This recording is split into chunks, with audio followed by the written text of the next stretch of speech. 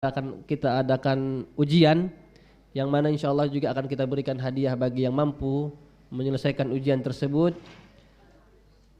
Kemudian juga kita akan buat beberapa kegiatan-kegiatan yang berkaitan dengan dakwah kita di masjid ini. Namun kami ingin memberikan hadiah bagi jamaah yang baru pertama kali hadir. Silakan angkat tangan yang baru pertama kali hadir hari ini. Baru pertama kali ada ikhwan kita yang baru bergabung di sini. Ibu-ibu baru pertama kali hadir, baru ini Pak ya. Sudah menikah Pak? Sudah. Ada lagi? Silakan. Yang baru hadir ada? Ibu-ibu? Ibu-ibu kok ada dia bilang ribut ini tadi banyak. Ada berapa orang ibu yang baru hadir? Yang baru hadir hari ini baru perdana, baru pertama kali. 6. Sebentar lagi naik jadi 7. Cukup 6? Baik, akhwat nanti panitia mohon dicatat ya. Ingat habis kajian. Habis kajian mohon lapor ke panitia. Ada 6 ya, cukup ya, ditutup 6. Baik. Jamaah sekalian, alhamdulillah kami sampaikan bahwasanya kajian-kajian rutin di masjid ini telah diadakan dengan begitu banyak kajian, baik di hari-hari biasa ataupun di setiap hari Ahad. Kami sedikit informasikan bahwasanya pada pekan ataupun bulan depan kita akan mengadakan kajian selama 8 kali kajian dalam sebulan, yaitu setiap hari Ahad dan setiap hari Kamis. Adapun beberapa hari Kamis yang belum terisi, kurang lebihnya di hari Kamis Ahad pertama. Adapun di hari Kamis pertama, adapun Kamis kedua, ketiga dan keempat itu telah terisi. Dan kami informasikan bahwasanya kajian dalam 1 bulan itu sebanyak 8 kali. Dan kajian di akhir bulan ini akan ditutup pada hari Kamis pekan depan bersama Ustadz Ahmad Fuadi Ritonga insyaallah. Sekali lagi, kajian terakhir di bulan ini bersama Ustadz Ahmad Fuadi Ritonga hafizallahu taala. Adapun pada hari ini akan kita lanjutkan kajian rutin kita dari kitab Mukhtasar Fiqh Islami bersama Ustadz Husain Ibnu Auza'i. Jamaah sekalian, mohon doa dan dukungannya semoga beliau bisa bersama kita di sini dengan waktu yang lebih lama ataupun dengan keadaan yang lebih sering. Insyaallah doa kita bersama beliau bisa bergabung di sini ataupun bisa berharap untuk membagi waktunya mungkin sebulan di sini atau sebulan di Bagan Batu ataupun selamanya di sini dan tidak selamanya di Bagan Batu, kan begitu. Jamaah sekalian, untuk operasional dakwah terus kami himbau untuk saling bahu-membahu dan membantu-membantu. Di sini juga kami akan menyampaikan bahwasanya tim media kita telah mengangkat ataupun membentuk channel baru yaitu Rukhsah TV.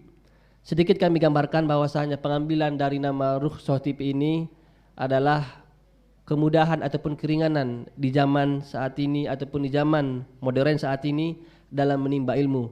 Karena jauhnya kita dari kota-kota besar, maka Rukhsah TV hadir untuk Kota Padang Sidimpuan dalam saat ini masih skala streaming via YouTube. Harapannya seperti Rasyad telah ke satelit pemancar, begitu juga dengan kita insyaallah dengan izin Allah serta bantuan kita semua. Kita berharap ke depannya Rukhsah TV ini milik Masjid Abdullah bin Umar dan milik kita semua bisa ke pemancar televisi lebih luas. Jadi ini sedikit kami berikan gambaran bahwasanya kita memiliki PR ataupun program yang masih banyak, perangkat-perangkat studio ataupun yang lainnya, dan kita juga akan merencanakan akan membuat radio di kota kita ini sambil menunggu asatizah kita, ustadz kita kembali ke sini ataupun bergabung bersama kita di Padang Sidimpuan ini. Dan insya Allah juga ini Ustadz Husain alhamdulillah sebulan 2 kali ke sini, setiap Kamis pekan kedua dan setiap Ahad pekan keempat. Kemudian Ustadz Furqon setiap Kamis pekan ketiga, Ahad pekan pertama.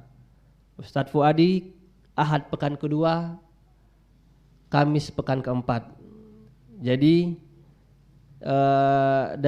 dari sini kami sampaikan bahwasanya mohon untuk dibantu saudara yang lainnya ataupun keluarga karib kerabat, karena masih banyak yang kami dengar tidak mendapatkan jadwal ataupun info kajian. Adapun jadwal kajian dalam bentuk tertulis sedang dalam proses pengerjaan, insya Allah akan kami bagikan untuk bisa dilihat kepada jamaah masing-masing, bisa dimiliki. Kemudian program dari Rukhsah TV juga bahwasanya adanya jamaah bertanya, Ustadz akan menjawab. Telah masuk kepada kita kurang lebih dari 15 pertanyaan. Pertanyaan tersebut telah dikirim kembali kepada si penanya, baik yang berkaitan dengan adat istiadat ataupun yang lainnya. Mungkin yang bertanya baik di Assalamualaikum warahmatullahi wabarakatuh. Waalaikumsalam warahmatullahi wabarakatuh. Ana ingin bertanya tentang perkara musik. Ya. Ana berjualan yang dimana jualan Ana berdekatan dengan seorang. Sampaikan, dan apabila dijaga ataupun privat maka kita akan jaga dan tidak dipublikasi. Ini yang bisa kami bantu dalam proses penyelesaian masalah-masalah baik keluarga ataupun yang lainnya. Sekali lagi, apabila terkadang beberapa pertanyaan sampai kepada kita, kenapa tidak nomor ustadznya langsung dikasih? Ustadz tersebut memiliki banyak jadwal, banyak pertanyaan, banyak kegiatan. Namun kita telah menyiapkan waktu-waktu untuk ke beberapa asatizah kita. Jadi setiap pertanyaan kita menunggu waktu, maka pertanyaan tersebut kita kirim dengan waktu yang pas. Terkadang jamaah, mohon maaf, tidak memiliki adab dalam bertanya sehingga tidak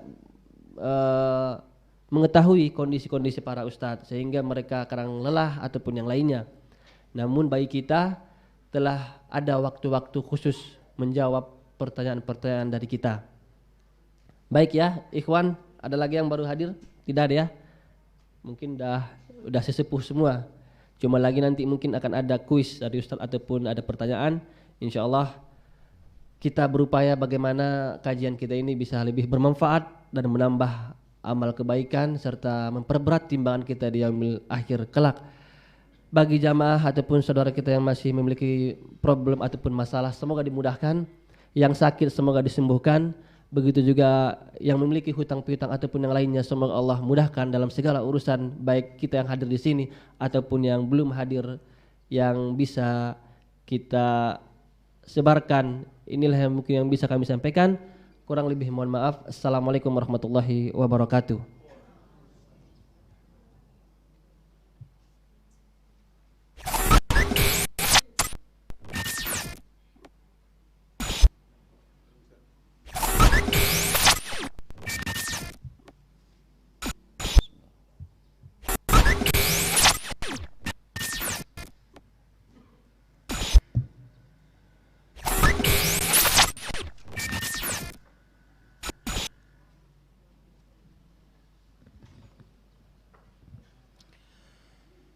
Bismillahirrahmanirrahim. Assalamualaikum warahmatullahi wabarakatuh.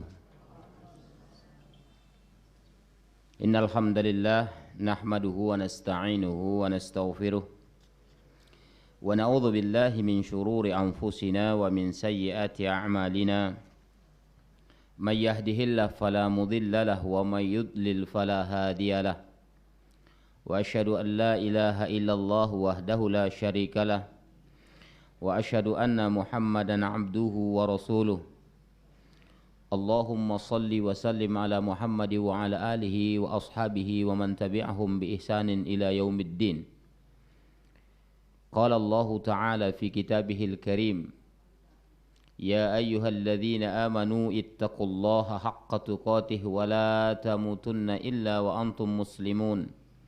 يا أيها الناس اتقوا ربكم الذي خلقكم من نفس واحدة وخلق منها زوجها وبث منهما رجالا كثيرا ونساء wattaqullaha alladzi tasaaluna bihi wal arham innallaha kana 'alaikum raqiba ya ayyuhalladzina amanu ittaqullaha wa qulu qawlan sadida yuslih lakum a'malakum wa yaghfir lakum dhunubakum wa may yuti'illaha wa rasulahu faqad faza fawzan 'azima amma ba'du fa inna ahsanal kalami kalamullah wa ahsanal hadi hadi Muhammadin sallallahu alaihi wasallam wa syarrul umuri muhdatsatuha wa kullu muhdatsatin bid'ah wa kullu bid'atin dhalalah wa fi riwayatin lin-nasa'i wa kullu dhalalatin finnar. Ikhwani wa akhwati fillah, jemaah yang dimuliakan Allah Subhanahu wa taala. Marilah kita kembali memuji dan bersyukur kepada Allah atas segala nikmat yang dilimpahkan Allah kepada kita berupa nikmat hidayah dan taufiknya serta inayahnya sehingga kita bisa dan mampu untuk menghadiri majelis ilmu ini, yang mana kita menghadiri majelis ilmu ini tentunya niatnya dari rumah itu karena Allah Subhanahu wa taala. Semuanya tidak terlepas dari niat seorang hamba kepada Allah Subhanahu wa taala. Apa niatnya? Ketika dia datang ke majelis ilmu tersebut, niatnya untuk menambah ilmu dan ingin menguatkan imannya, maka Allah kokohkan, Allah kuatkan dia di dalam keimanannya.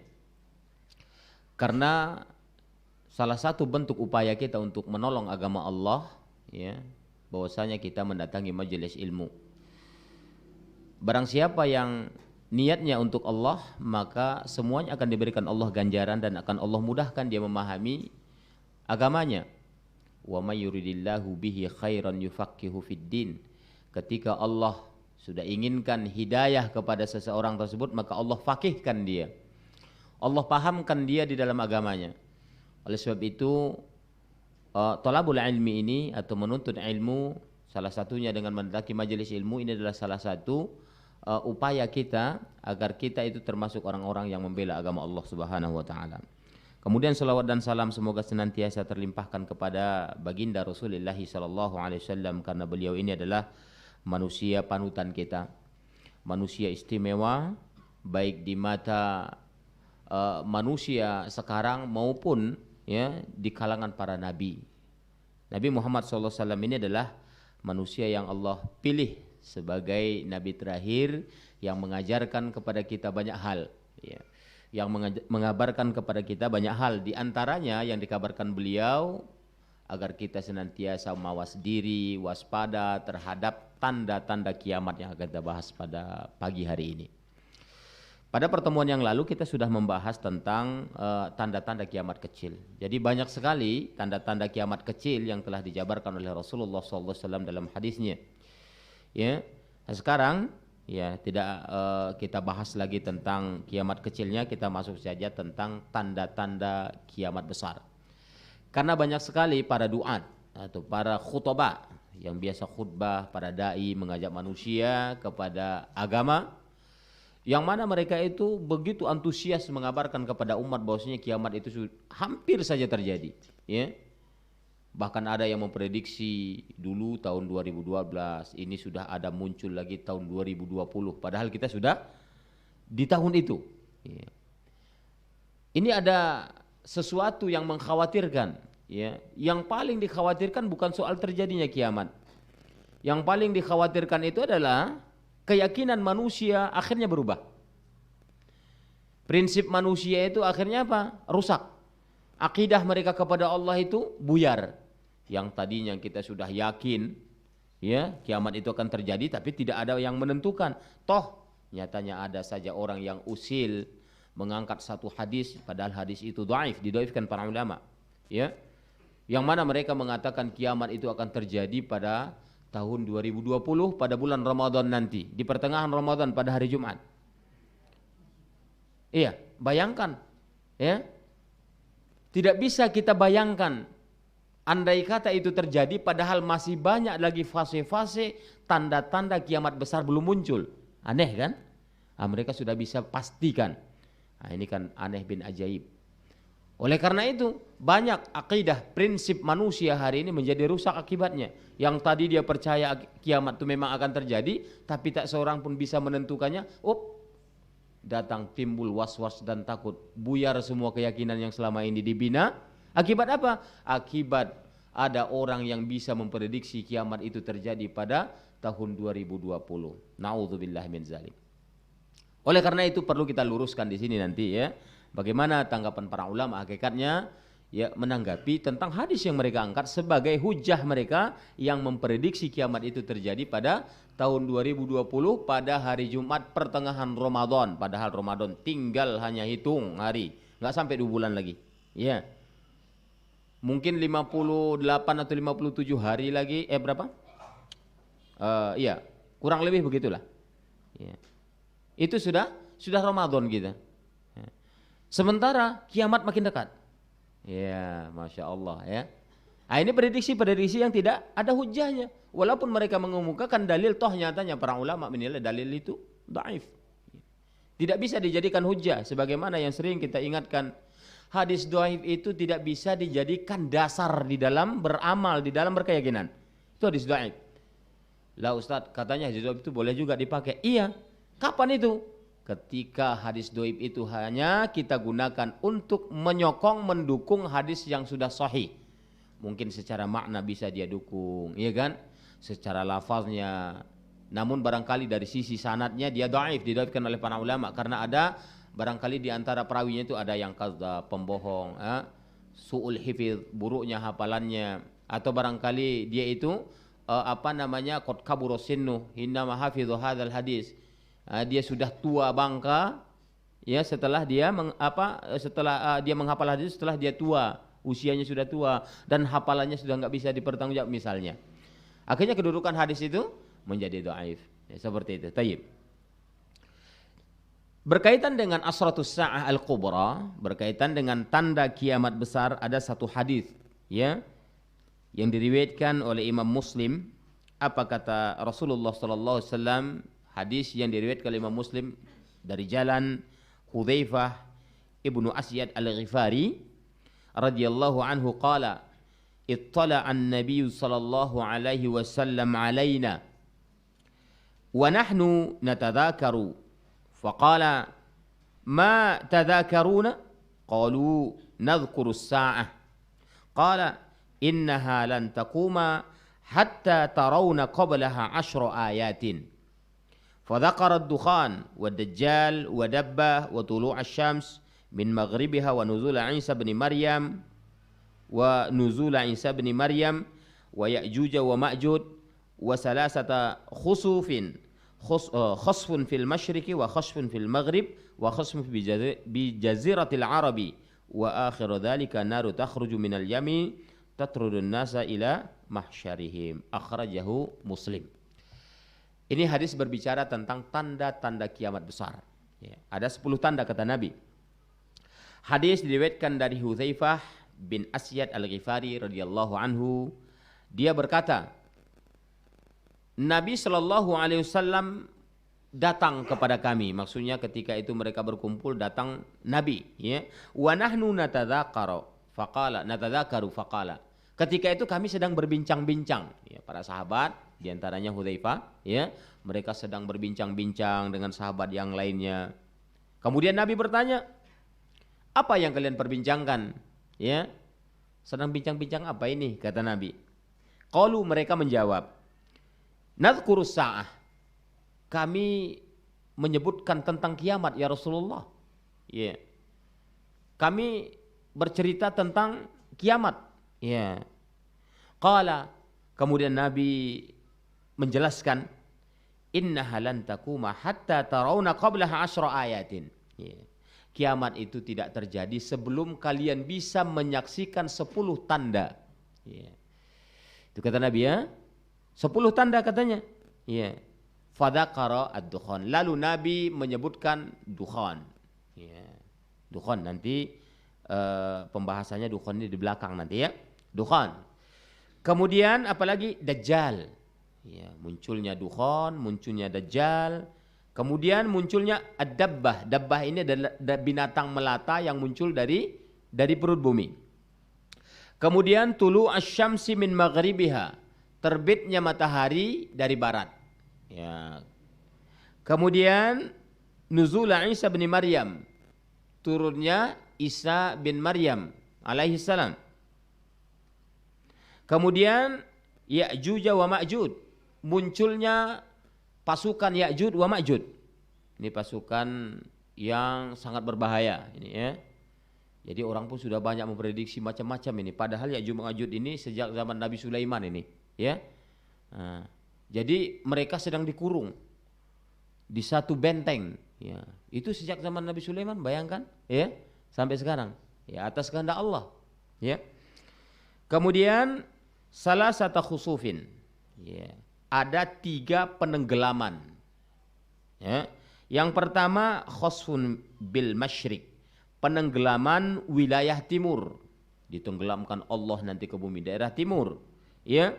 Wa khosfun bil maghrib, kemudian penenggelaman wilayah barat. Wa khosfun bi jaziratil arabi, penenggelaman jazirah Arab, sebahagian jazirah Arab ya. Wa akhiru dzalika, dan akhir dari semua itu nanti akan datang naru takhruju minal Yaman, ada api yang muncul dari lembah di daerah, satu lembah nanti di daerah Yaman ya, yang menggiring manusia ke tempat pembangkitan mereka, ke tempat berkumpulnya mereka, mahsyarihim. Hadis ini dikeluarkan oleh Imam Muslim. Ya. Yang dibahas di sini yang pertama sekali, karena ini bukan urutan yang apa namanya yang menjadi satu kepastian ya. Jadi banyak hadis yang menceritakan urutannya beda-beda. Ya. Jadi jangan dibuat pula dukhon yang pertama, nanti baru dajjal, baru ada dabbah, kemudian terbit matahari dari arah barat, baru turun Isa. Enggak ya. Ini bukan urutan yang menjadi satu kepastian, karena banyak hadis yang berbicara tentang tanda kiamat besar ini. Ya, di dalam riwayat yang lain dijelaskan 10 juga, tapi urutannya bukan ini. Ya. Tayyib. Tapi ini sesuai dengan yang diriwayatkan oleh Imam Muslim. Nabi bersabda demikian yang diriwayatkan dari Hudzaifah bin Asyad Al-Ghifari. Tayyib. Yang pertama yang perlu dijelaskan dalam kitab ini adalah khurujud Dajjal, keluarnya Dajjal. Ad-Dajjalu rajulun min bani Adam. Dajjal itu sama kayak kita. Ya, manusia juga, keturunan Adam juga. Ya, keturunan Nabi Adam alaihissalam. Yadhharu fi akhiriz zaman, dia akan muncul di akhir zaman. Ya. Ya, sekarang sudah termasuk akhir zaman ini. Ya, tapi kan belum muncul atau masih ada lagi tanda-tanda yang lain sebelum munculnya Dajjal ini. Ya. Wa yadda'i rububiyah, dia nanti mengaku sebagai Tuhan. Ya, kalau orang ngaku sebagai Tuhan banyak ini ya. Ya. Termasuk salah satunya ada kemarin itu di India, namanya Sai Baba. Ya, kalau mungkin Bapak Ibu pernah mendengar nama itu, dia ngaku nabi, dan keajaiban-keajaiban yang dia lakukan tuh banyak. Dia penyihir hebat. Ya. Sai Baba namanya, tapi sekarang sudah kolab, sudah mati. Ya. Nah, kayaknya itu bukan Dajjal yang ditunggu-tunggu oleh orang Yahudi. Ya. Orang Yahudi nunggu-nunggu Dajjal dia. Makanya orang Yahudi itu sekarang ya, mereka sudah buat satu tempat namanya Babulud. Itu sudah ada sekarang. Ya, Babulud daerah Palestina sana. Padahal nanti ya Dajjal itu dibunuh Isa alaihi salam itu di Babulud. Begitu dekatnya sepertinya jarak itu ya. Ya. Allah alam apakah Babulud yang sekarang yang mereka buat itu apa yang termaktub di dalam hadis? Wallahu alam. Kita juga nggak bisa pastikan. Karena mereka juga baca hadis itu soalnya. Kita buat saja Babulud bisa juga. Ya. Allahu alam. Tapi Babulud yang ada di daerah orang-orang Bani Israel, Anda tidak sebutkan Israel ya, karena Israel itu nabi. Nabi siapa itu? Nabi Yakub. Israel, keturunan Ibrahim alaihissalam. Masa kita sebut dia Israel? Subhanallah. Orang jahat kok disebut Israel. Itu Bani Israel. Ya. Jangan salah kita sebutkan orang banyak sekarang orang-orang Israel itu, kasihan. Yang dituduhkan nabi yang mulia. Ya. Di tempat orang Bani Israel itu sekarang, itu mereka sudah buat Babulud. Padahal di situ matinya Dajjal nantinya dibunuh oleh Isa. Nah, ini apakah itu yang disebut oleh Nabi? Allahu a'lam bishawab. Jangan pula kita kait-kaitkan, ya. Oh, ya itu tuh. Waduh, ini berarti Dajjal udah mau turun nih. Isa mau turun. Nanti nggak ada semangat kita jualan. Ya, udahlah mau mati aja kok. Ibadah saja udah nggak perlu ikhtiar. Matinya karena nggak makan. Nah, itu repotnya. Orang nggak usaha. Nah, jangan tumbuhkan semangat ibadah kepada Allah, perjuangan begitu. Ya. Tayyib. Jadi katanya di sini dia mengaku sebagai Tuhan. Ya, sama dengan pengakuan siapa dulu tuh? Firaun. Ya. Ana rabbukumul a'la. Aku ini Tuhan kalian paling tinggi. Bisa menghidupkan, bisa mematikan, bisa ngasih rezeki, bisa numbuhkan. Kan begitu nanti Dajjal itu. Datang dia ke ladang-ladang kita. Waduh, padi bapak ini enggak ini. Bapak langsung tanam, bisa langsung tumbuh, langsung panen. Bisa dibuat sama dia. Begitu ajaibnya dia. Apa yang kita minta bisa diadakan. Makanya banyak orang kufur ketika itu karena dia ngakunya Tuhan, dan memang keajaiban-keajaiban itu bisa terbukti. Sai Baba yang kita ceritakan tadi ya di India, Anda punya bukunya dulu, agak tebal bukunya itu. Tapi qadarullah nggak tahu siapa yang bawa, mungkin dipinjam buat selamanya. Ya habis nggak kelihatan lagi, dulu punya terus menghilang. Ya mungkin dipinjam, ya. Itu buku itu menceritakan bagaimana sepak terjangnya Sai Baba. Oh, persis seperti Dajjal yang diceritakan. Apa mau kita? Tring, jadi.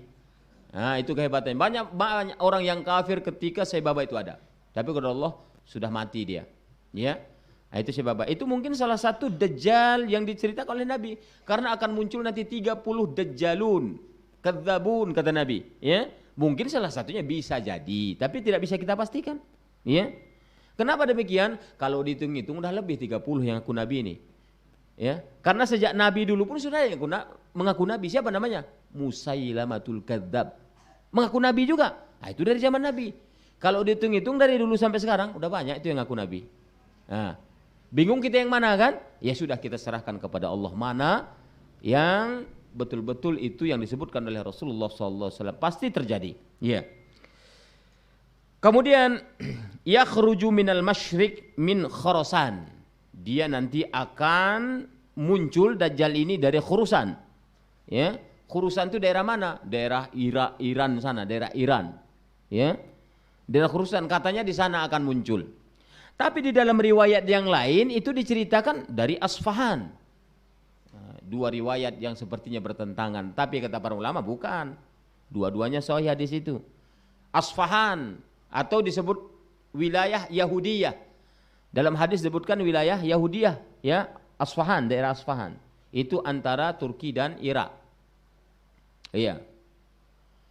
Nyatanya kata para ulama, memang dia muncul di Khurasan, tapi mulai tersohornya itu di mana? Di Asfahan, Yahudiyah. Karena memang daerah Asfahan ini dihuni oleh orang-orang Yahudi di situ yang banyak. Nah, apa yang disampaikan Nabi dalam hadisnya? Memang ada, ya. Daerah Asfahan. Nanti rupanya kata para ulama, terkenalnya dia di daerah Asfahan itu, dikenal orang. Munculnya di mana? Di Khurasan. Iya, seperti itu. Jadi tidak ada pertentangan antara dua hadis tersebut. Satu hadis mengatakan dia muncul di Khurasan, satu hadis katanya muncul di Asfahan, Yahudiyah. Ya. Itu dua-duanya bisa diterima ketika para ulama menjelaskan. Makanya kalau baca hadis jelas bagaimana ini? Ulama menjelaskan. Kalau enggak bingung kita. Oh, berarti hadis satu nih batal. Kan begitu? Hadis satu ini ditolak. Satu aja diambil. Saya Khurasan aja lah. Ini lebih sahih. Enggak seperti itu. Banyak itu hadis secara makna bertolak belakang tapi bisa disinkronkan oleh para ulama. Anda sebutkan salah satunya. Ini di luar tema ini sebenarnya. Seperti salah satunya hadis yang berbicara firru minal majsum kafiroro kaminal asad. Larilah kalian dari penyakit lepra seperti kalian lari dari seekor singa. Kita diperintahkan ketika ada orang kena lepra tahu ya? Yang dagingnya rontok-rontok itu, ya. Itu kita hindari, kata Nabi. Kemudian di dalam satu hadis disebutkan riwayat Imam Bukhari juga apa katanya? La udwata wala toyrota. Tidak ada penyakit yang menular, bayangkan. Kita dikit-dikit, waduh Pak, menular tuh Pak. Enggak ada penyakit menular. Ini apabila kita berkeyakinan ada penyakit menular, kita durhaka. Misalnya orang tua kita penyakit itu. Misalnya ini. Waduh, Bu, mohon maaf Bu. Penyakit ibu menular, saya tinggalkan ibu sini. Mau mati, matilah. Begitu jadinya. Enggak boleh kita punya keyakinan penyakit menular. Ini kan hanya dugaan orang. Ya, nanti kalau bakteri yang ini pindah ke sini, maka jadi penyakitnya menular. Menular itu kan sepertinya jalan, ya, tertular. Kan begitu ya? Nabi mengatakan la udwata wala tirota. Ini seperti hadis ini bertentangan. Satu memerintahkan kita lari dari penyakit yang ganas tadi, yang satu mengatakan penyakit tidak menular. Lah kenapa disuruh lari kalau nggak menular? Para ulama membuat atau membuat sinkronisasi antara makna hadis ini. Kata para ulama, kita harus yakin penyakit itu tidak ada yang menular. Andai kata misalnya penyakit seperti yang diderita oleh seseorang, kita juga kena, itu bukan penyakitnya jalan, tapi Allah takdirkan kita mengalami penyakit yang serupa. Ya, Allah berikan kita penyakit yang serupa, itu sudah merupakan takdir bagi kita. Ya. Betapa banyak orang, misalnya para dokter lah dulu ya, dokter yang merawat pasiennya sedemikian rupa, dia nggak kena penyakit, padahal itu dikatakan penyakit menular. Ya. Karena memang Allah tidak takdirkan dia kena. Andai kata Allah takdirkan, ya tetap saja. Jangan pula bilang, waduh menular penyakit orang, ditinggalkan semua pasien rumah sakit. Ya? Jadi kita harus bisa memahami sebagaimana para ulama memahami itu. Sama dengan itu tadi, ketika ada hadis mengatakan Dajjal itu keluarnya dari Khorasan, oke, kita percaya itu karena hadisnya sahih. Kemudian di satu hadis kita baca, enggak, dia keluarnya di mana? Di Asfahan, Yahudiyah, nama kampungnya. Ini bertolak belakang. Tapi para ulama nyatanya bisa menyatukan dua makna yang berbeda itu, toh nyatanya bisa dipahami dengan baik. Nyatanya dia muncul di Khorasan, mulai terkenalnya kata para ulama di Asfahan. Ya, seperti itu ya. Tayyib. Summa yasiru fil ardi fala yatruku baladan illa dakhalahu illa Masjidil Aqsa wat Tur wa Makkah wal Madinah. Setelah dia muncul di Khorasan, mulailah dia berjalan membuat aksi. Ya, Dajjal ini membuat aksi apa? Dia masuki semua negeri. Ya. Dia masuk ke semua negeri. Ke sini datang, iya. Ke Masjid Abdullah bin Umar datang. Ya, kalau ada orangnya lihat, ini mau datang, ini mau dakwahi, datang dia itu. Kan begitu, ya. Jadi semua wilayah itu akan dimasuki oleh Dajjal illa melainkan apa? Masjidil Aqsa di Palestina. Ya. Kemudian Wat-Tur. Dikatakan ada masjid di Bukit Tursina. Ya, Tur di sini maksudnya ya, Bukit Tursina. Ya. Itu tidak dimasuki. Kemudian di mana lagi? Al-Madinah, Masjidun Nabawi. Masjid Nabi tidak dimasuki oleh Dajjal. Kemudian mana lagi? Makkah, ya. Yaitu Masjidil Haram. Ya. Masjidil Haram. Fala yastati'u dukhuluh. Dia tidak mampu masuk ke 4 masjid ini. Ya, tidak mampu, dihalangi oleh siapa? Malaikat. Ya, malaikat menghalangi langkah Dajjal itu untuk masuk ke 4 tempat tersebut. Kemudian yanzilu bis Sabkhah. Ya, dia akan turun Sabkhah. Sabkhah ini satu wilayah di daerah Saudi sebenarnya ya. Daerah Saudi Arabia. Dia akan turun di sana. Ya, setelah dia melanglang buana, ya melanglang buana itu kemana-mana dia. Ya, safar terus dia. Nanti dia berhentinya di sana. Sabkhah ini ada yang mengatakan itu Manaratul Bayda, itu menara putih. Iya. Itu menara putih itu pun katanya itu sekarang sudah ada. Itu pun sudah ada gitu. Iya. Maksudnya menara putih ini ada rumah yang mereka buat seperti gedung putih lah gitu ya. Memang berwarna putih. Kalau menurut informasi yang itu berwarna putih. Itu kalau dilihat dari tempat ini itu ke Masjid Nabawi nampak. Itu daerah bukit dibangun oleh mereka. Kemudian kalau lihat, bahkan Dajjal di dalam riwayat itu diceritakan bahwasanya nanti saya itu kalau ke sini katanya cuman yang sana tuh aku nggak bisa masuk. Ditunjuknya ke Masjid Nabawi. Aku nggak bisa masuk sana katanya. Dia ngomong sama pasukannya. Ya. Itu pun sebagian orang sudah mengatakan itu sudah ada seperti babulut tadi. Allahu alam apakah itu yang dimaksud dalam hadis? Allahu alam, jangan pula karena itu ada lantas ini kan sudah bisa dipastikan ini dia, nggak bisa. Karena tidak ada satu dalil pun yang bisa memastikan itu. Sama dengan yang kita ceritakan pada pertemuan yang lalu. Ketika Nabi mengatakan akan surutnya sungai Efrat, sungai Furota, ya, dan akan muncul dari tengah-tengah dasarnya itu gunung emas, ya. Sampai sekarang gunung emasnya nggak kelihatan. Apakah surut yang ini yang disebutkan Nabi? Allahu alam, ya. Makanya orang yang sibuk mengatakan, sekarang mau kiamat tuh, buktinya udah surut tuh sungai Furota, sungai Efrat, udah surut. Ini nih tanda-tanda, semuanya dikait-kaitkan dengan kejadian alam. Ya, apalagi dengan banyaknya gempa. Gempa sana sini gempa. Ini tanda kiamat nih. Makanya kiblat kita udah nggak ngarah ke sana sekarang. Udah bergeser. Tapi yang nggak mau geser cuman Masjid Abdullah bin Umar. Nggak mau dia miring sajadahnya. Padahal kalau Bapak dengar-dengar orang ini lempengan India dengan lempengan nggak tahu kita lempengan mana. Sudah retak akhirnya bergeser bumi ini termasuk Pulau Sumatera, akhirnya arah kiblat sudah tidak pada posisinya. Entah Ka'bahnya yang bergeser, entah Pulau Sumatera, ya nggak tahu kita. Ya, begitu. Itu apa? Itu prediksi-prediksi yang menyulitkan kita.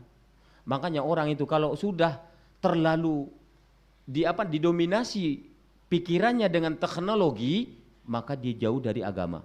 Itu sudah pasti itu. Yang menentukan retaknya lempengan ini, pecahnya atau patahnya lempengan ini dan lain sebagainya itu siapa yang prediksi? Itu kan dengan teknologi.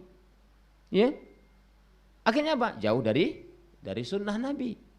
Melihat hilal, kata Nabi, kalau kalian melihat hilal ya pada bulan Sya'ban, maka berpuasalah. Ya, kalau tertutup sama kalian nggak bisa kalian lihat, maka genapkan 30. Kan gitu ceritanya. Datang kita nggak dikeker-keker juga lagi. Udah jelas nggak nampak, dikeker juga lagi. Ini ada alat soalnya. Sudah 0,2 derajat di bawah ufuk, berarti anak bulan ada. Ya dari dulu ada, nggak pernah hilang anak bulan tuh, cuman bukan di wilayah kita. Kan? Ngapain kita paksa-paksakan? Orang Nabi udah bilang, kalau nggak nampak kalian, genapkan 30 Sya'ban udah selesai itu. Di Ramadan pun begitu juga. Di 29 Ramadan nanti kalian lihat hilal, nggak nampak juga. Udah genapkan aja 30. Kan udah selesai. Ini nggak pakai alat, kita sibuk-sibuk pakai alat. Akhirnya kita bingung sendiri, bertengkar mulai dari timur sampai barat. Yang dibuat itu bertengkar. Aku lihat kok, enggak, aku pakai alat. Udah selesai. Akhirnya ada ijma. Paksa mereka rembukan dulu. Mana duitnya lebih banyak nih? Ini. Itu aja kita pilih. Ya khawatirnya begitu. Ya. Ini. Jadi terlalu terobsesi dengan alat-alat canggih, akhirnya apa? Sunnah Nabi dihilangkan. Repot kita jadinya. Iya kan? Inilah dia. Jadi boleh kita gunakan alat-alat itu untuk menunjang tegaknya sunnah Rasul, begitu mestinya. Bukan untuk membuat bingung orang. Ini kadang membuat bingung jadinya. Tayyib.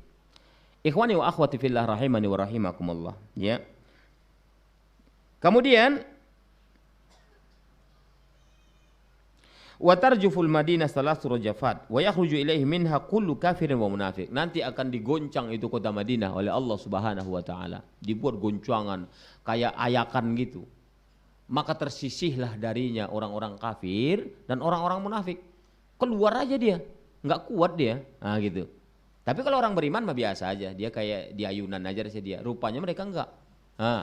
Akhirnya keluarlah orang-orang kafir, keluarlah orang-orang munafik dari situ. Makanya yang tersisa nanti di situ adalah orang yang muwahhid, orang-orang yang bertauhid, orang-orang yang rabbani, ya. Karena orang-orang yang bertauhid ini enggak banyak. Kadang kita mengaku bertauhid, toh nyatanya dalam kehidupannya banyak melakukan kesyirikan. Seperti itu. Tayyib. Di dalam satu hadis disebutkan, An Abdullah bin Umar ya radhiyallahu anhu maqala kunna qu'udan inda Rasulillah sallallahu alaihi wasallam fadhakara al-fitana fa akthara fi dhikriha hatta dzakara fitnatal ahlas faqala qail ya Rasulullah wa ma fitnatul akhlas. Qala hiya harabun. Summa fitnatus sarra'i dakhanuha min tahti qadamai rajulin min ahli baiti yaz'umu annahu minni wa laysa minni wa innama awliya'i al-muttaqun thumma yastalihu an-nasu ala rajulin kawarikin ala dila'in. Apa kata Nabi? Dari Abdullah bin Umar radhiyallahu anhuma, qala, dia berkata, ketika kami sedang duduk-duduk bersama Rasul di sisi Nabi, di sisi Rasulullah SAW, ya, lalu Nabi menyebutkan fitnah-fitnah.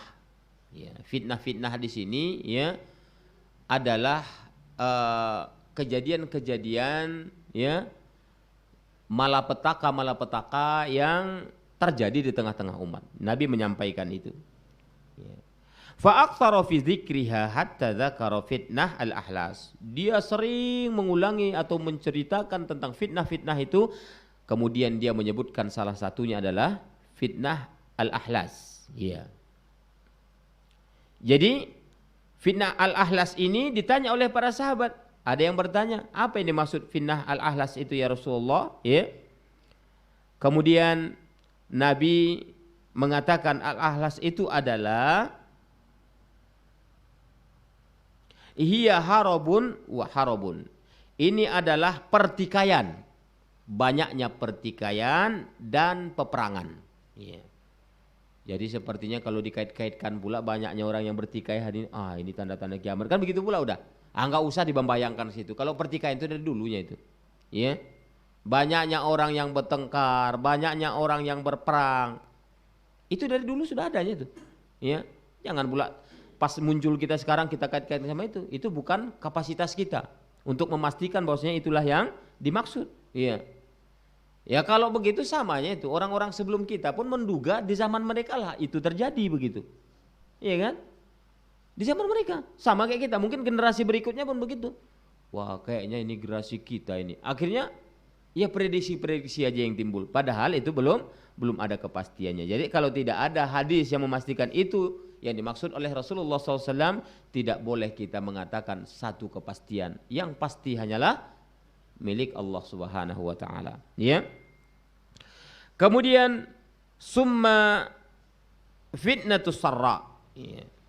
Kemudian Nabi menyebutkan fitnah orang-orang yang kehidupannya bahagia, gemerlap, bersenang-senang. Dia sebutkan fitnah, ya. Ya buktinya sekarang begitu. Ya. Bersenang-senang di mana-mana orang bersenang-senang, enggak tahu kesusahan orang lain, begitu semua. Ya. Pokoknya kalau dia senang ya udah. Ya. Sekarang tuh yang paling banyak kan penyakit itu SMS namanya. Maksudnya bukan di SMS ke kawan, enggak. SMS itu senang melihat orang susah, susah pula melihat orang senang. Nah itu, yang banyak penyakit kan itu sekarang. Ya. Jadi disebut oleh Nabi fitnah ini akan terjadi. Dakhanuha, sementara asap gejolaknya itu kata Nabi keluar min tahti qadaimi rajulin. Akan keluar dari antara kaki seorang laki-laki dari keluargaku. Keluarga Ahlul Bait. Ya. Yaz'umu annahu, orang-orang menduga bahwasanya itu adalah dariku. Maksudnya itu adalah dari Ahlul Baitku. Ya. Walaysa minni, padahal hakikatnya bukan. Itu bukan Ahlul Baitku. Ini kan banyak orang ngaku Ahlul Bait sekarang ya. Keturunan Nabi yang keberapa? Ada pula silsilahnya. Ya. Padahal kalau diurut-urut ke atas, orang yang ada ngaku-ngaku Nabi itu malah orang Hadromi semua. Tahu Hadromi ya? Orang-orang Arab dari daerah Yaman, Hadramaut. Ya. Coba tanya kalau ada orang Arab di Indonesia ini, tanya Hadromi Pak? Iya, pasti itu. Itu dari Yaman. Nabi apa pernah di Yaman dia tinggal? Entah keturunan siapa yang sampai ke Yaman itu keturunan Nabi, nggak tahu juga kita. Ya, tapi pengakuan orang-orang itu, ya, itu mereka adalah orang-orang keturunan Ahlul Bait. Ya, begitu. Itu disebut oleh Nabi. Ya. Padahal bukan dari keturunanku kata Nabi. Wa innama awliya'i al-muttaqun. Tapi ketahuilah bahwasanya waliku yang menolongku itu adalah orang-orang yang bertakwa kata Nabi. Itu orang-orang muttaqun. Ya. Orang-orang yang segala menjaga Iffahnya, iffah itu kehormatan diri. Makanya Nabi senantiasa berdoa dia. Allahumma inni as'aluka tuqa. Allahumma inni as'aluka al-huda wat tuqa wal iffah atau wal afaf wal ghina.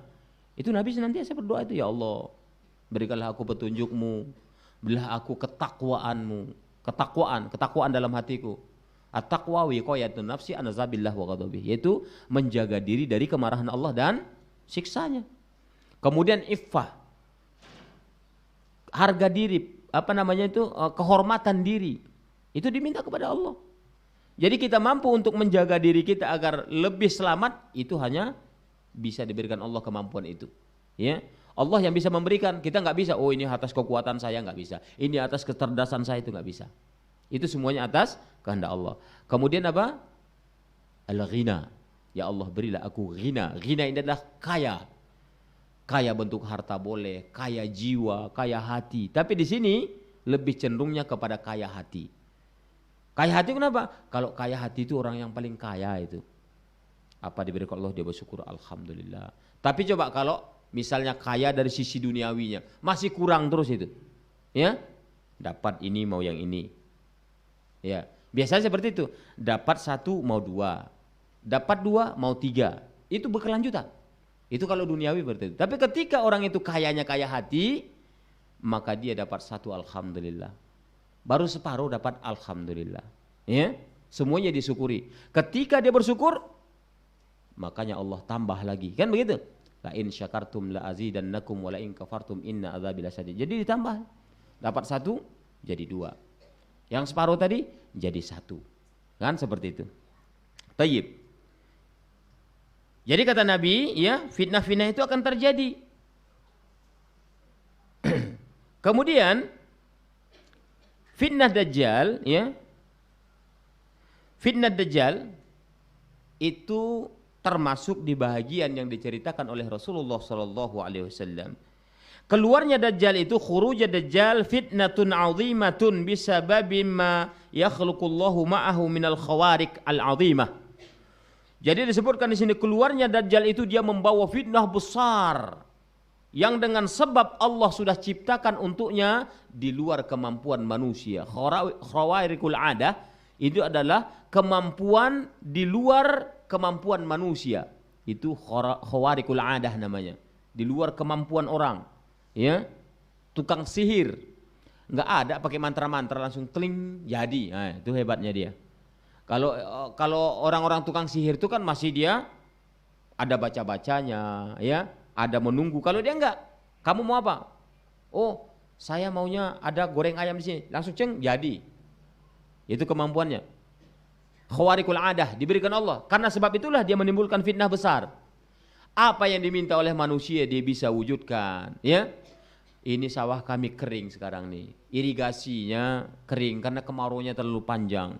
Oh, kalian mau air, celing jadi air ngalir. Ya. Tapi jangan sampai banjir, bisa dia buat. Hah? Nah, itu kehebatan dia. Atau barangkali terlalu banyak air, ini banjir aja tempat kami. Gimana kalau dibuat di daratan maunya? Ya, teling jadi daratan. Itu kemampuan Dajjal itu. Oleh sebab itu dia membawa fitnah besar. Ya. Ketika orang tidak beriman atau tanggung-tanggung imannya, Masya Allah, lenyap. Ya. Terbawa oleh Dajjal itu, kafir dia. Ya, dia tidak akan percaya kepada Allah. Kalau minta sama Allah kan pakai proses. Iya kan? Ya Allah, ya. Curahkanlah hujanmu kepada kami. Berulang kali saja pun berdoa, enggak turun-turun juga hujan. Ya. Melalui proses. Tapi kalau Dajjal ini enggak ada. Turunkan hujan, cing, jadi hujan. Panas-panas kayak gini turun hujan, bisa dia buat. Ya. Enggak perlu dia ngumpulkan awan dulu. Enggak perlu. Nah, itu kehebatan dia. Oleh sebab itu dia menimbulkan fitnah besar di tengah-tengah umat, ya. Kemudian faqad sabata annahu ma'ahu jannah wan nar. Ya. Dan di dalam hadis yang telah sahih bahwasanya dikatakan dia ini membawa dua materi, yang satunya surga, yang satunya neraka. Naruhu jannatun. Neraka yang dia bawa itu hakikatnya adalah surga. wa jannatuhu narun. Sementara surga yang dia bawa itu adalah neraka. Orang tertipu karenanya. Ya, orang tertipu karenanya. Wa anna ma'ahu jibalul khubus. Ada juga diceritakan dia membawa gunung roti. Maksudnya apa ini gunung roti ini? Ini dia membawa harta benda yang sangat banyak yang bisa dia bagi-bagi kepada siapa yang mau. Ya. Seperti itu. Jadi ini betul-betul membawa fitnah besar dia. Belum pernah lagi fitnah ya yang muncul melebihi fitnah Dajjal ini. Kalau fitnah-fitnah yang lain kayak tadi saya baba itu banyak orang enggak percaya. Banyak. Ya. Masih banyak orang yang tidak percaya. Tapi kalau namanya Dajjal ini betul-betul membuat fitnah besar dia kemanapun dia akan wilayah akan dia masuki. Seperti yang kita ceritakan di atas tadi. Semua wilayah dimasukinya. Ya, dia datangi. Oleh sebab itu nanti ada cara lari dari fitnah Dajjal ini. Ya, bagaimana cara kita menghindar dari fitnah Dajjal. Tayyib. Kemudian katanya sini wa anharul ma, dia juga memiliki sungai, ya, sungai yang melimpah airnya. Maksudnya apa? Ya, dia bisa membuat sungai yang kering tadi menjadi ada airnya. Dia membawa itu. Membawa khawariqul adah, kemampuan luar biasa yang tidak dimiliki oleh orang lain. Ya, ini Dajjal ya. Kemudian ya'murus sama fatamtiru wa ya'murul ard fatambutu. Ya. Dia perintahkan langit maka turun hujan. Hei langit, hujan. Langsung hujan. Kemudian, hei bumi, tumbuhkan tumbuh-tumbuhan, langsung tumbuh. Yang tadinya gersang dibuatnya subur, ya, menghijau. Ini ada juga ini, yang paling aneh ini, tapi bukan karena perintah Dajjal.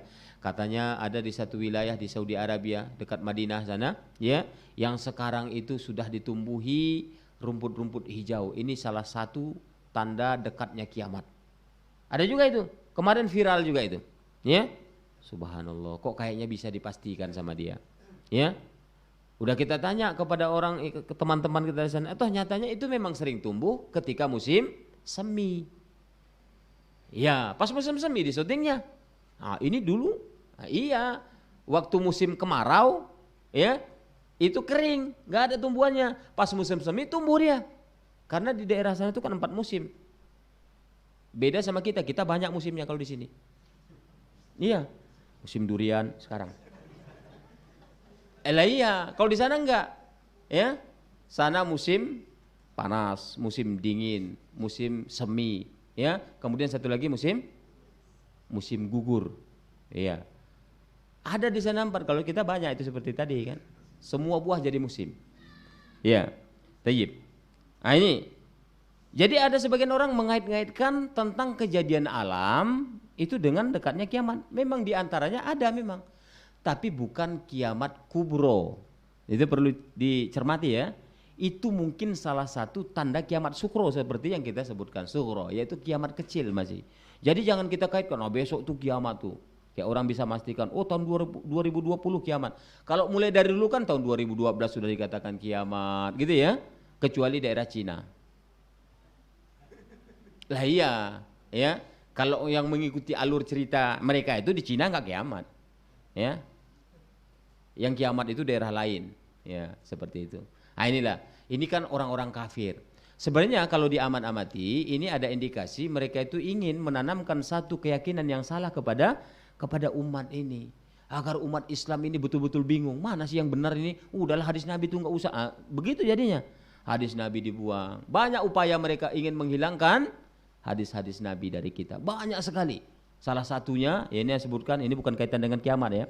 Salah satu upaya mereka ingin menghilangkan hadis-hadis Nabi dari kaum muslimin, ya, itu dengan cara menaikkan pamor anjing, menurunkan pamor kucing. Kucing itu mereka katakan bulunya berbahaya, ludahnya berbahaya. Masya Allah, sudah diteliti itu, ludahnya tidak mengandung bakteri ludah kucing itu, ya. Dimakannya pun ikan kita, makan tempat dimakan itu nggak apa-apa. Kalau anjing, ludahnya mengandung rabies, bahkan Nabi menganjurkan untuk disamak, kan begitu ya? Dibasuh 7 kali, pertamanya dengan tanah dalam riwayat Imam Muslim. Kemudian dalam riwayat yang lain disebutkan dibasuh 7 kali, yang ke-8-nya dengan tanah. Ini berarti karena anjing berbahaya, tapi mereka buat harga anjing lebih mahal, harga anjing nggak ada apa-apanya, ya, kecuali kucing Anggora, ya tetap mahal, ya. Nah, ini kan apa namanya upaya mereka ingin menghilangkan sunnah Nabi. Kenapa kok ada kaitannya? Iya, karena yang paling banyak bawa hadis itu Abu Hurairah, bapak kucing. Biar benci kita sama Abu Hurairah. Ini kerjaan-kerjaan mereka itu, ya. Mereka buatlah apa namanya pendapat-pendapat yang bertolak belakang dengan hadis-hadis Rasulullah SAW. Akhirnya banyak orang menolak hadis. Oleh sebab itu sebagai orang yang beriman, kita ini tetap teguh dalam pendirian kita. Apa yang disampaikan oleh Nabi itu pasti akan terjadi, tapi tidak bisa kita pastikan kejadian alam hari ini. Ya, oh terjadi ini, oh ini ciri kiamat, nggak usah diprediksi. Ya, bahkan ada yang mengatakan Nabi itu tukang prediksi, ada ya? Itu dirubah nanti kalimat tuh ya. Jangan katakan prediksi Nabi, jangan. Nabi itu bukan tukang prediksi. Ya. Kan banyak itu, sesuai dengan prediksi Nabi, hadis nomor. Nabi bukan tukang prediksi, itu pasti.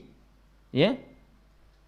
Nabi kita bukan tukang memprediksi karena dia bukan mau mereka-reka, enggak. Dia wahyu yang diwahyukan Allah kepadanya.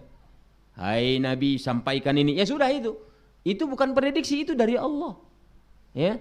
Jadi jangan sekali-kali kita ikut-ikut pula cerita. Iya, memang sesuai prediksi Nabi itu ya. Memang ada. Enggak, Nabi tukang bukan prediksi gitu ya. Itu adalah satu wahyu yang diwahyukan Allah kepada Rasulullah sallallahu alaihi wasallam. Iya. Tayyib. Kemudian katanya di sini, ya, bumi ini pun menumbuhkan apabila diperintahkan oleh Dajjal, menumbuhkan sesuatu, ya. Kita bawa bibitnya saja, biji-bijinya, tanam, suruh dia langsung tumbuh, panen. Langsung bisa dipanen. Nah itu, ya. Tayyib. Kemudian wayaqta'ul ardi bisur'atin 'azimah. Dia melintas di bumi ini dengan cepat. Ya. Jadi dia melintasi mendatangi semua wilayah ini itu sangat cepat sekali. Ya. Sangat cepat. Beda sama orang-orang yang menjalankan tur, ya. Kan ada itu yang baru viral ya. Dari Jambi sampai ke Saudi 8 bulan di perjalanan. Itu kan lama itu, ya. Nah, kalau Dajjal cepat dia. Tapi semuanya difitnah sama dia. Terfitnah orang buatnya, ya. Tayyib. Kemudian yamkuthu fil ardi, berapa lama dia tinggal di bumi ini? Ya, sebelum dibunuh oleh Isa alaihissalam, dia tinggal selama, ya, 40 hari pertama, ya, arba'ina yauman yaumu kasanatin. 40 hari pertama, tapi hari yang dilaluinya itu satu harinya sama dengan 1 tahun. Ya. 1 hari dalam 40 hari yang dimaksud di sini nih, ya, itu 1 harinya sama dengan 1 tahun. Wa yaumin kasyahrin. Kemudian 1 hari berikutnya sama dengan 1 bulan.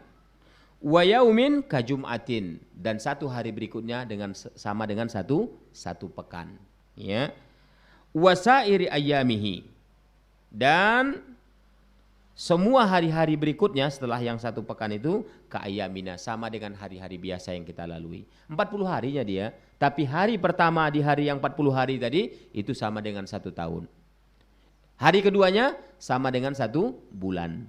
Hari ketiganya sama dengan 1 pekan. Ya. Kemudian hari berikutnya itu sama dengan hari-hari yang kita lalui. Berarti lumayan lama juga itu ya. Ya. Nah, ini Dajjal hidup bersama manusia setelah dia dilepaskan Allah Subhanahu wa taala dari rantai besinya. Ya. Summa yaqtuluhu Isa bin Maryam. Ya, kemudian berakhirlah hidupnya dibunuh oleh Isa bin Maryam inda Babilud di Palestina. Di mana dia dibunuh? Di Babulud. Babulud di daerah Palestina sebagaimana yang kita ceritakan sebelumnya tadi. Ya, Babulud. Itu sudah ada Babulud. Apakah memang itu Babulud yang dimaksud oleh Rasul? Allahu a'lam bissawab. Ya.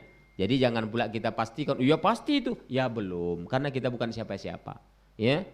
Tidak bisa satu hal kejadian alam ini kita bisa pastikan bahwasanya itu adalah termasuk tanda kiamat kubro. Itu tidak bisa kita pastikan. Ya. Kemudian sifat Dajjal. Ya. Hadarana Rasulullah sallallahu alaihi wasallam min ittiba'i Dajjal wa tasdiq. Ya.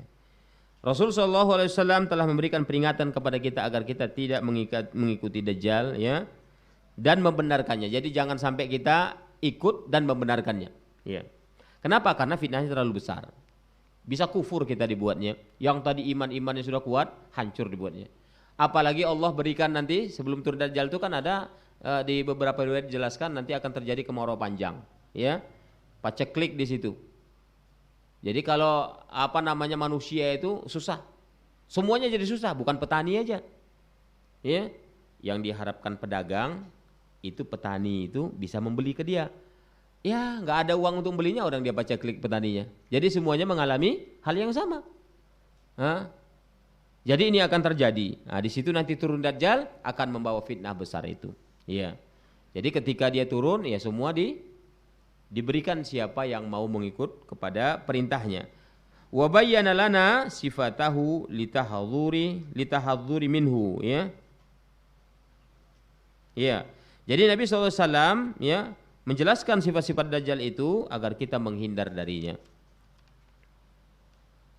Wa annahu, ya, bahwasanya bayyana annahu rajulun syabun ahmar a'war, ya, bahwasanya dia itu seorang pemuda yang berkulit merah serta buta sebelah matanya, ya. Jadi dia berkulit merah dia. Asal muasalnya manusia ini memang dulu begitu, diciptakan Allah ada kulit merah, ada kulit putih, ada kulit hitam. Akhirnya kawin silang, terjadilah sawo matang. Iya betul. Iya, kayak kita ini kawin silang antara kulit putih sama kulit hitam, menikah, entah bapaknya dulu yang kulit putih, mamanya kulit hitam. Nah, sebaliknya, akhirnya tumbuh seperti kita. Ya beragam jadinya kan? Nah, seperti itu. Jadi ini Dajjal ini termasuk yang kulit merah itu. Iya. Iya, seperti itu. Kemudian katanya la yuladulahu. La yulad ini berarti dia enggak punya bini, enggak punya istri. Ya. Dia tunggal. Ya. Makanya dia bisa mengaku Tuhan. Dia tahu Allah itu Maha Tunggal. Dia datang tidak membawa istri. Ya. Dia tidak membawa siapa-siapa, anak enggak punya, istri enggak ada. Ya. Seperti itu. Kemudian maktubun baina ainaihi kafir.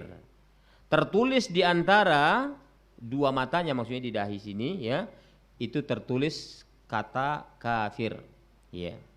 Yaqra'uhu kullu muslimin. Semua orang muslim itu bisa membacanya, ya. Bukan semua orang mukmin, ya. Kenapa kok dikatakan enggak semua orang mukmin? Ada yang tahu jawabannya? Karena setiap muslim itu pasti mukmin, setiap mukmin bukan muslim, ya. Itu. Lah kok bisa? Orang beriman loh Ustaz. Iya. Orang beriman itu banyak yang enggak Islam. Sejak zaman Nabi dulu begitu. Orang kafir Quraisy, mukmin dia beriman kepada Allah, beriman, tahu dia Allah yang ngasih rezeki, Allah yang menghidupkan, Allah yang mematikan, ya. Tahu mereka beriman dengan itu, tapi enggak Islam kata Nabi orang itu. Masih kafir juga. Makanya kalau orang beriman belum tentu muslim, tapi kalau sudah muslim sudah pasti mukmin. Ya, didasari itu dia. Makanya disebutkan di sini yaqra'uhu kullu muslim. Bisa dibaca setiap orang Islam. Ya. Nah itu dia. Jadi orang Islam bisa, ya insyaallah kita ini muslim semua, mukmin, ya. Muslim mukmin hakiki. Nah, makanya ketika Dajjal turun, orang-orang Islam saja yang bisa baca. Orang yang enggak Islam, yang kafir enggak bisa baca dia. Ya, enggak bisa dia, enggak tahu dia ada kalimat kafir di antara dua matanya tadi. Nah, ini diceritakan di banyak riwayat sebenarnya menceritakan tentang sifat Dajjal ini, ya. Jadi ciri-cirinya seperti itu, ya. Ciri-cirinya adalah ada tulisan ka fa ra. Kaf, fa sama ra, kafir di antara dua matanya, ya. Ya. Ada pula orang sekarang memprediksi dibuatnya dilukisnya lukisan, ya, di tengah pula matanya Dajjal. Di mana tulisan kafirnya dibuat? Ya? Itu keliru itu. Ya. Itu khayalan. Dajjal itu sama dengan kita, tapi sebelah matanya buta. Maksudnya buta itu bukan tidak ada matanya, tapi seperti anggur yang hampir keluar. Jelek seorangnya. Jelek begitu pun banyak yang ikut. Ini yang bahaya ibu-ibu. Orang jelek kaya banyak yang mau tuh. Orang tampan miskin kere nggak tengok tuh. Ini kebanyakan, bukan semua juga, ya kan? Yang beriman ya tetap milih yang berilmu walaupun miskin. Ya, itu banyak seperti itu. Karena terkadang sebagian wanita itu dia butuh bimbingan, butuh perlindungan. Itu sebenarnya. Ya, tapi banyak juga di antara wanita butuhnya cuma harta doang. Nikah sama orang tua yang sudah tua renta banyak harta, nanti kan mati itu katanya. Ya. Niatnya udah beda, ya. Kan seperti itu, ya. Jadi Dajjal itu nanti akan muncul dengan ciri-ciri itu. Matanya katanya buta sebelah, tapi bukan buta total, tapi dia memiliki mata seperti buah anggur yang hampir keluar, buah anggur yang sudah matang. Ya, itu sebelah matanya. Sebelahnya biasa itu bisa melihat. Jadi di antara mata itulah tulisan kafir tadi ditulis Allah Subhanahu wa taala dan bisa dibaca oleh setiap muslim.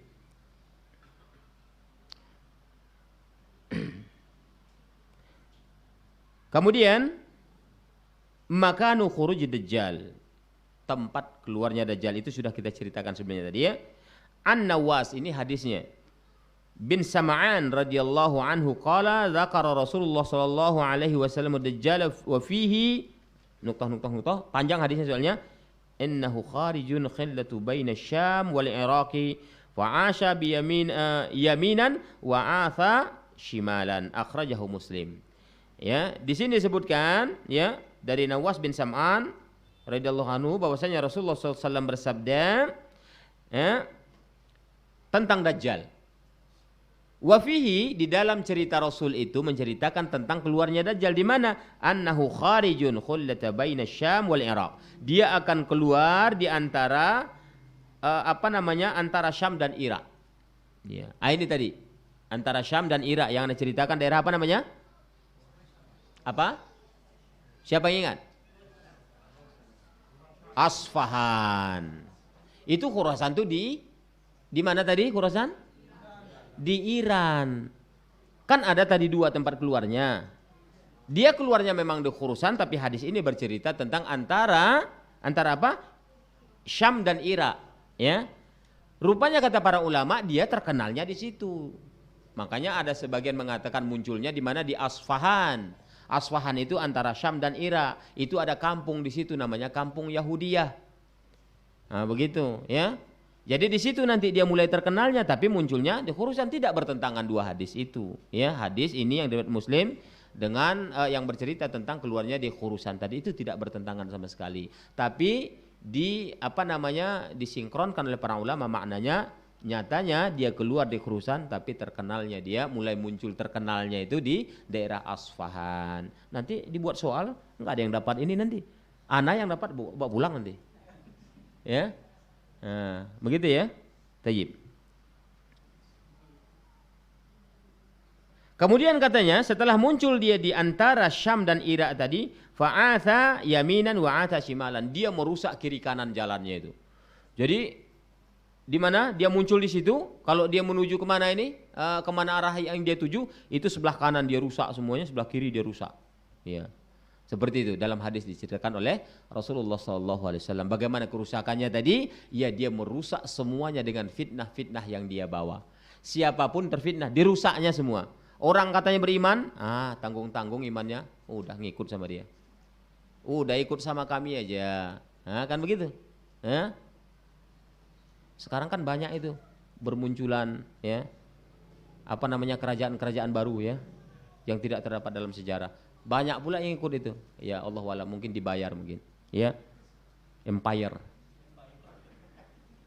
Iya. Ada muncul-muncul yang aneh-aneh sekarang. Memang di muka bumi ini aneh-aneh muncul sekarang ya. Iya. Tayyib. Kemudian sebagaimana dalam hadis ya disebutkan, ini hadisnya ini disebutkan bahwasanya Dajjal tidak masuk ke mana tadi? 4, di mana saja itu? Iya. Ibu-ibu yang dapat Anda dengar. Aqsa, Tur, kemudian Makkah, Madinah. Iya.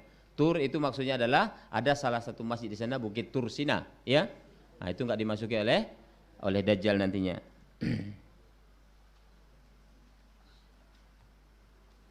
Di sini disebutkan an rajulin min ashabin Nabi sallallahu alaihi wasallam anna nabiyya sallallahu alaihi wasallam dzakara dajjal wa fihi qala wala yaqrabu arba'ata masajida Masjidil Harami wa Masjidil Nabawiyah Madinah wa Masjidil Tur wa Masjidil Aqsa akhrajahu Ahmad. Ya, ini dalilnya ya. Bahwasanya satu riwayat diriwayatkan dari sahabat Nabi sallallahu alaihi wasallam dan tidak sebutkan di sini ya, siapa nama sahabat itu, bahwasanya Nabi sallallahu alaihi wasallam menyebutkan tentang Dajjal dalam hadis itu. Dia menyebutkan tentang Dajjal. Kemudian Nabi melanjutkan, nah, Dajjal itu tidak akan bisa masuk ke 4 masjid katanya. Yang pertama adalah Masjidil Haram, yang kedua Masjid Madinah, Masjid Nabawi, yang ketiga Masjidil Tur, masjid yang ada di Bukit Tur Sina, kemudian Masjidil Aqsa. Ya. Selama ini kadang-kadang kita dengar cuma 2 tempat yang enggak dimasukin ya. Toh nyatanya ada 4 rupanya. Ada Masjid Aqsa, ada Masjid di Tur Sina. Ya. Jadi dulu kalau kita mikir-mikir, oh cuman Madinah sama Makkah yang dimasuki, ya. Gimana kalau pindah saja kita ke sana? Kayaknya enak itu. Nah, bayangan kita kan begitu. Nyatanya ya boleh di Palestina pun ada, mau di Bukit Tur Sina pun ada yang tidak dimasuki oleh Dajjal, tapi itu nggak bisa direkayasa. Kalau takdir kita tidak sana ya nggak ke sana juga. Yang diharapkan itu jangan sampai kita bertemu dengan Dajjal. Ya. Jangan sampai kita bertemu dengan Dajjal, itu yang kita harapkan. Karena nggak tahan kita fitnahnya itu nanti, ya. Kemudian pengikut Dajjal. Ya. Ini pengikut Dajjal, aktsaru atba'id Dajjali minal Yahudi wal Ajami. Yang paling banyak mengikut Dajjal, tentara-tentara Dajjal itu adalah orang-orang Yahudi. Makanya sampai sekarang itu orang-orang Yahudi itu berharap cepat-cepatlah keluar Dajjal tuh. Iya, orang Yahudi berharap dia. Iya. Kita berharap jangan sampai keluar dulu.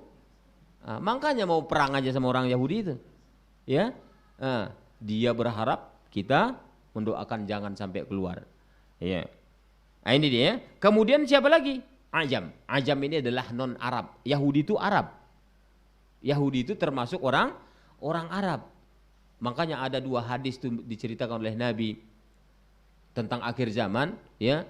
2 golongan dari orang Arab diikuti oleh umatnya. Umat Nabi mengikuti 2 golongan dari bangsa Arab, yaitu Yahudi dan Nasrani. Kemudian di hadis yang lain disebutkan ada 2 golongan yang diikuti juga oleh umat Nabi, itu dari kalangan Ajam. Siapa dia? Orang-orang Persia dan Romawi. Ya, itu disebutkan dalam hadis Nabi itu.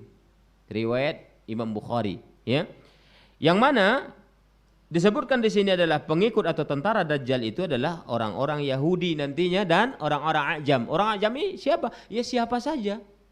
Mungkin dari orang Indonesia, ya. Pokoknya orang Ajam lah, pokoknya non Arab, ya, sampai ke Persia sana, mungkin Irak, orang Iran dan lain sebagainya, ya. Itu nanti, ya, orang-orang Ajam yang menjadi bala tentara Dajjal ini. Wat Turk, ya, Turk ini sudah kita ceritakan kemarin ya, ini bukan khusus Turki. Ya. Kenapa? Karena daerah Turki itu banyak sekali suku, banyak sekali orang-orang yang bertempat tinggal di situ, berbagai macam suku.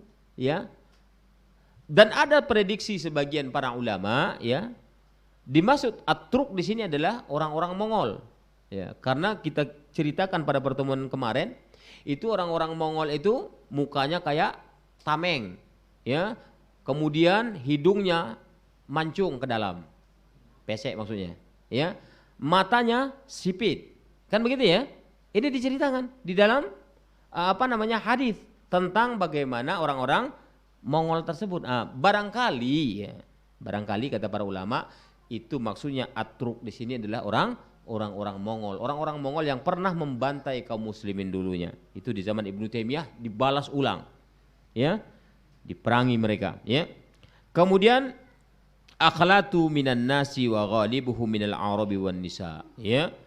Kemudian beragam campuran manusia yang mengikuti dia dan yang paling banyak itu adalah orang-orang Arab, orang-orang kampung, orang-orang bodoh maksudnya di sini ya, dan para wanita. Nah, kan jelas nih ya, para wanita yang paling banyak kata yang ngikutin. Kenapa? Karena hartanya. Bukan karena dia cinta sama dajjalnya. Dajjalnya jelek kayak gitu. Ya, tapi karena hartanya tergiur, wanita yang paling banyak mengikuti itu. Apa yang diinginkannya? Jadi ada. Itu paling mudah terpengaruh ya para wanita. Naudzubillah ya. Makanya para wanita ini harus kuat dia memahami agamanya. Agar apa? Agar dia kuat menghadapi fitnah yang begitu besar. Ya. Makanya sebagian orang itu nggak percaya wujud Dajjal itu keluar. Sebagian orang tapi. Kenapa demikian? Karena apa yang disebutkan ciri-ciri Dajjal itu sekarang di dunia ini banyak. Harta benda bisa jadi Dajjal, macam-macam. Jadi katanya Dajjal itu nggak ada keluar itu. Ini sekarang ini nih, yang ada kita alami sekarang itulah Dajjal begitu. Nah, kita nggak boleh pula keyakinan seperti itu, ya. Dajjal kita yakin dia akan keluar sebagaimana yang dikabarkan oleh Rasul. Ya. Tayyib. Kemudian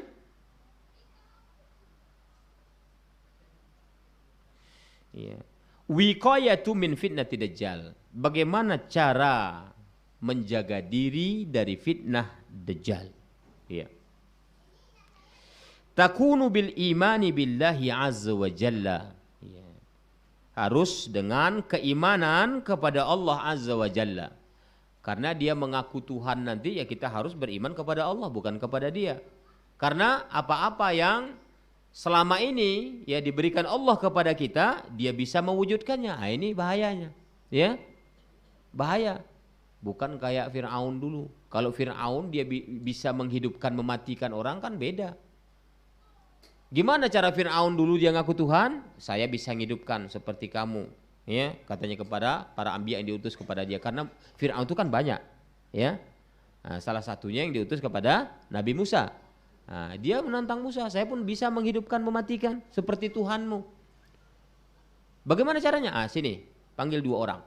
Dipanggilnya 2 orang. Nih saya bunuh satu nih. Sob, yang satu saya biarkan hidup. Malah caranya beda. Kalau Tuhannya Musa Allah Jalla Jalalu, dia orang itu dimatikan, dihidupkan kembali. Yang satu itu juga.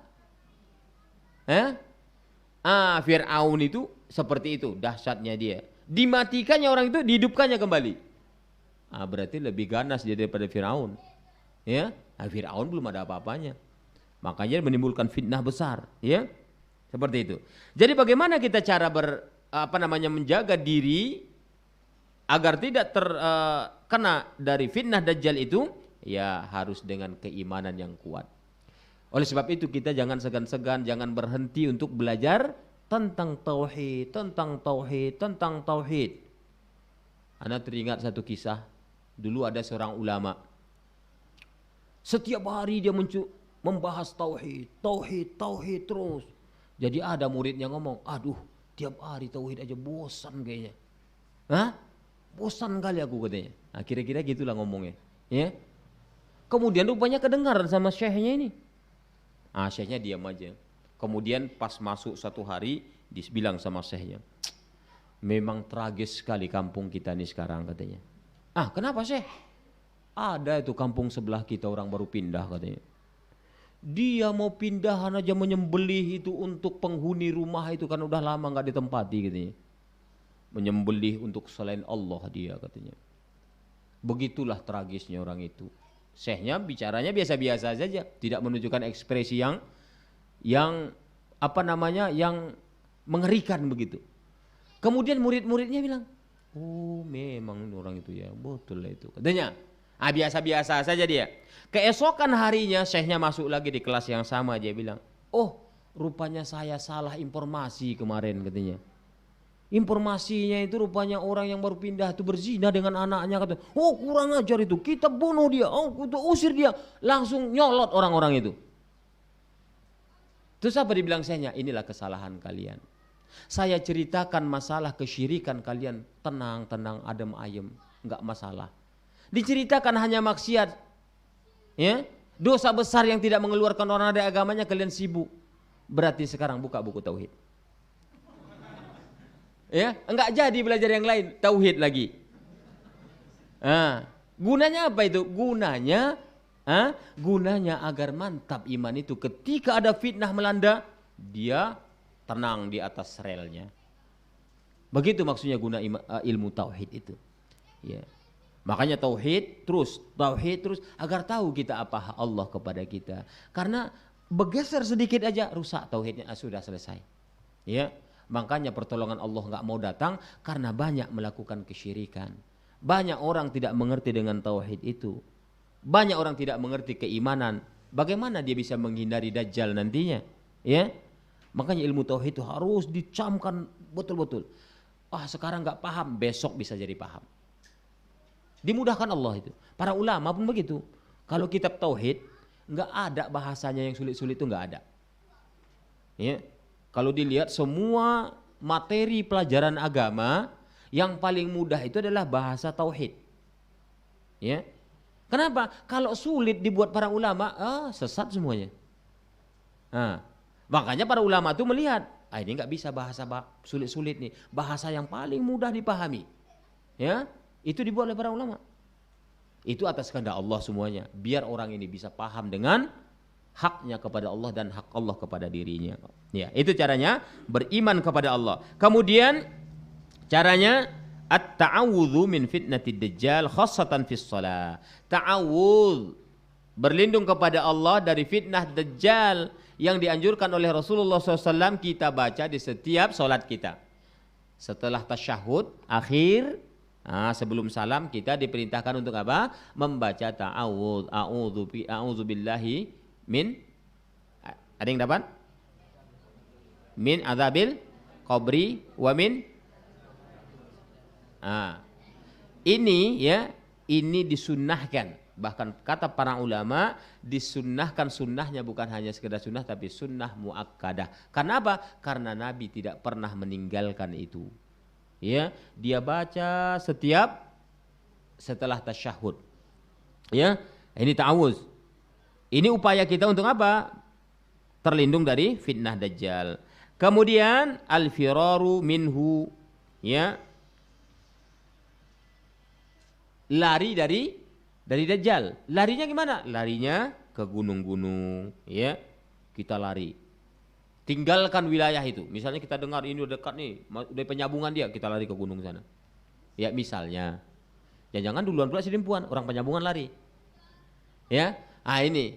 Jadi kalau udah dengar beritanya, lari, meninggalkan wilayah kita kalau kita tidak mampu untuk menghadapinya. Memang nggak mampu kalau udah berhadapan, ya. Ya. Anda teringat satu kisah di buku yang Anda sebutkan tadi, Sai Baba, ya. Itu ada orang Jepang. Orang Jepang ini dia katakan, saya mampu, saya tidak akan bisa dipengaruhi oleh Sai Baba. Gitulah dia bilang. Kemudian dia menyimpan jam tangannya, dia simpan di dalam peti. Petinya kecil, kemudian kasih peti lagi, dikasih peti lagi, dikasih peti, banyak petinya. Kemudian semua peti dikunci sampai terakhir dikunci. Dirantai, peti itu dirantai, ditaruh di dalam brankas. Ditaruh dalam brankas lagi, dikunci brankasnya dan nggak bisa orang buka. Kemudian dia berangkat ke India, waktu itu Sai Baba masih hidup, berangkat ke sana. Waktu dia datang saja, kamu baru nyampai, ditegur Sai Baba. Iya katanya. Ini jam kamu bukan? Dilihatkan jamnya, udah di tangan Sai Baba. Ya, begitulah dahsyat sihirnya, bayangkan. Dia tahu, kamu tadi menyimpan kan? Jam tangan kamu dalam peti, dalam brankas. Ini kan jamnya. Ini jam saya, kok bisa sampai sini? Ini mungkin duplikat aja. Ditelepon ke sana, udah kebuka brankasnya, nggak ada isinya lagi. Itu kehebatan sihirnya mereka. Dajjal lebih dahsyat dari itu. Makanya nggak boleh sampai kita ketemu.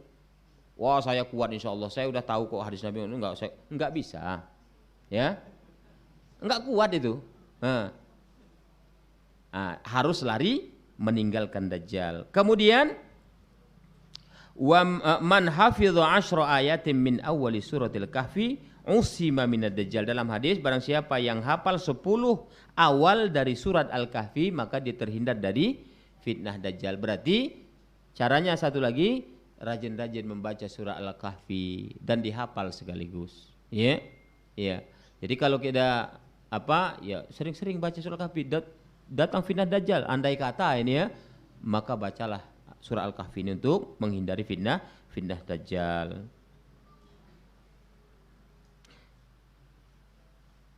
Ya, di dalam riwayat yang lain disebutkan oleh Rasulullah SAW, man adrakahu minkum falyaqra alaihi fawatiha suratil kahfi. Barang siapa yang bertemu dengan masa dajjal itu dikeluarkan katanya, ya, maka hendaklah dia membaca awal surat Al-Kahfi, yaitu 10 awal surat Al-Kahfi, 10 ayat, ya. Jadi sebagian orang berpendapat 10 awal, 10 akhir. Ya, 10 awal, 10 akhir. Maksudnya apa? Ya biar dihafal di tengah itu sampai selesai. Iya. Ya udah baca aja semua, makanya kalau hari Jumat itu kan kita disunahkan untuk membaca surat Al-Kahfi. Kemudian surat apa lagi? Al-Muluk. Ya. Apa? Al-Muluk apa? Surat apa? Ya. Surat Tabarok ya. Ya itu disunahkan kita untuk membaca itu. Tapi untuk menghindari dari fitnah dajjal itu khususnya surat Al-Kahfi. Ya. Bagaimana? Kurang? Cukup? Ini masih panjang cerita tentang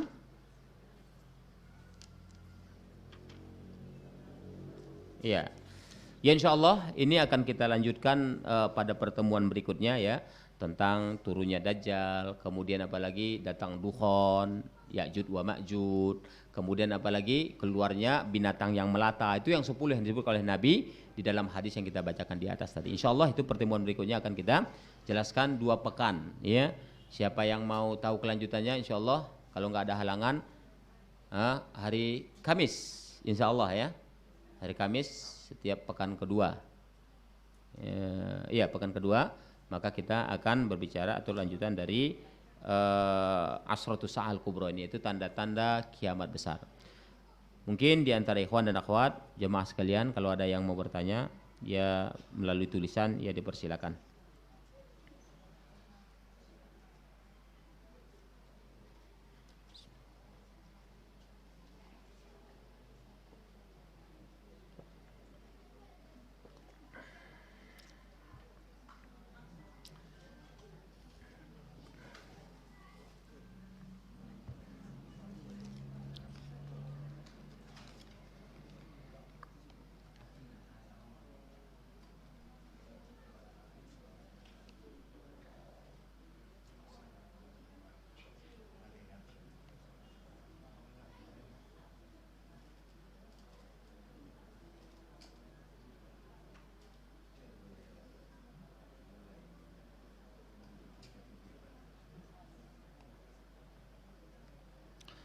Assalamualaikum waalaikumsalam. Ustadz, bagaimana kita memahami bahwa menghafal 10 ayat surah Al-Kahfi kita akan terhindar dari fitnah dajjal? Jika kita perkirakan sekarang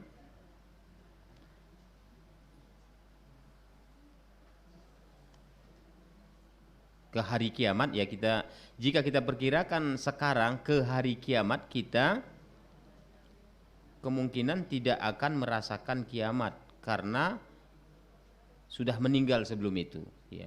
Sebenarnya ya kita harus meyakini saja bahwasanya ya surat Al-Kahfi itu dikatakan Nabi bisa salah satu upaya kita menghindar dari fitnah dajjal. Ini kan andai kata kita ada di situ. Ini adalah andai kata memang kita tidak mendapati masa itu, ya mungkin kita ajarkan ke anak kita biar mereka bisa lebih waspada dan bisa menjaga diri dari fitnah dajjal itu.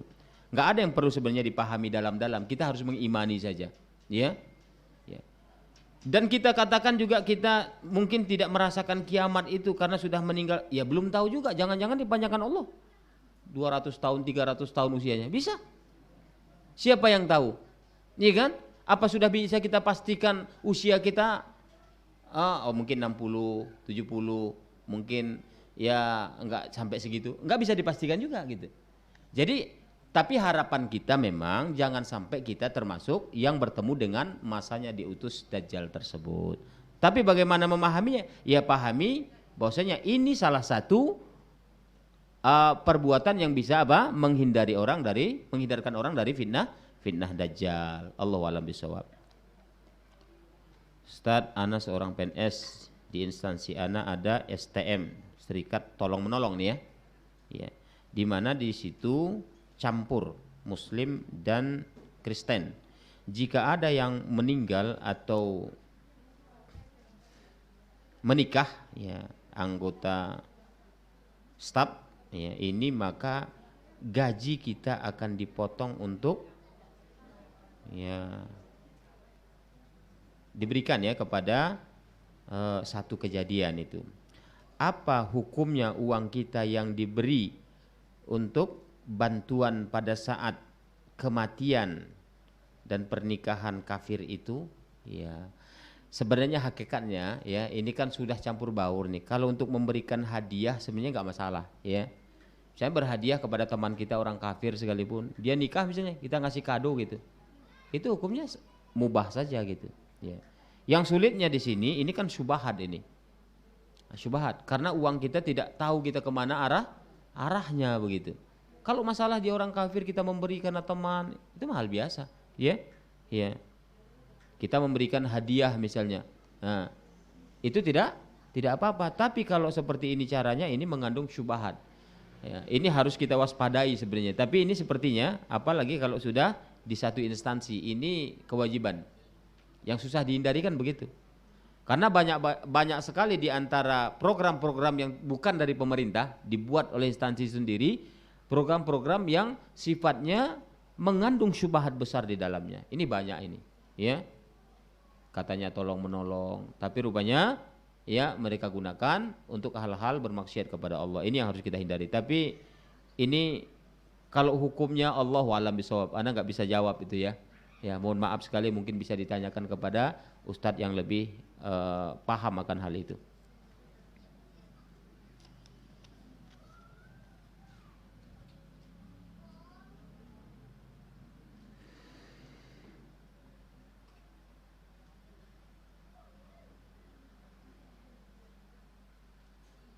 Ya, Ustadz, usaha suami istri yang dimodali orang tua istri, ya. Apakah keuntungan halal untuk suami? Iya halal, ya. Kan dimodali. Apakah termasuk harta si istri saja? Ya kalau sudah dimodali, ya tanya ini pemberian atau bagaimana? Iya itu sudah sama kalian sajalah. Ya misalnya loh, ya sudah dijalankan berdua. Ya. Berarti ada yang memodali, kan begitu? Ada yang ngasih modal, begitulah kira-kira. Karena setelah kita nikah dengan istri kaya kita, ya sebenarnya hak orang tuanya kan sudah tidak ada dengan dia. Itu hak kita mau dibawa kemana gitu. Ya. Tapi ketika mertua si suami tadi memberikan modal, ya taruhlah melalui istrinya kan begitu ya. Ya sudah itu menjadi modal bersama. Itu hak bersama. Jangan pula kita merasa segan-segan pula makan. Bang makan bang, iya dikit ya. Kasihan kita, kurus dia. Abang kok kurus sekali sekarang? Iya, karena harta itu harta adik semua. Nangis pula dia. Selesai.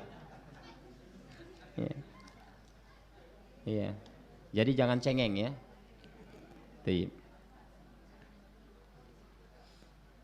Ya, apakah benar wanita bekerja termasuk tanda-tanda kiamat kecil? Bekerja apa dulu nih? Ya, dia harus bekerja tapi di rumah. Nanti nggak bekerja dia bingung pula kita. Ya. Nanti tanda-tanda kiamat bang, abang nyapu, masak, nyuci, selesai. Ya, ini tanda-tanda kiamat loh bang. Nah, diingatkan pula kita. Maksudnya mungkin ini kerja di luar rumah. Hakikatnya walaupun bukan termasuk tanda kiamat misalnya, ya kita harus lebih bersikap arif. Jangan sampai istri kita kerja, nanti dikerjai orang. Iya.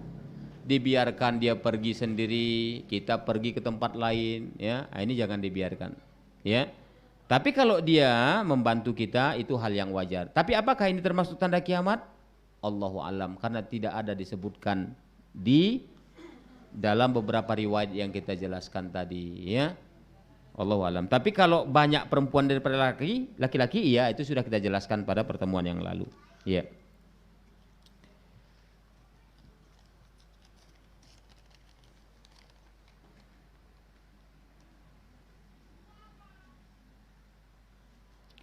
Bismillah. Sebenarnya Yahudi itu apa, Ustadz? Ya. Yahudi ini itu satu golongan. Dulu disebut sebagai agama. Mereka memiliki kitab Taurat namanya, ya. Yahudi. Akhirnya mereka dijadikan satu golongan manusia, ya. Yahudi ini. Yahudi ini keturunan siapa? Ya keturunan dari Nabi Ishak. Ya.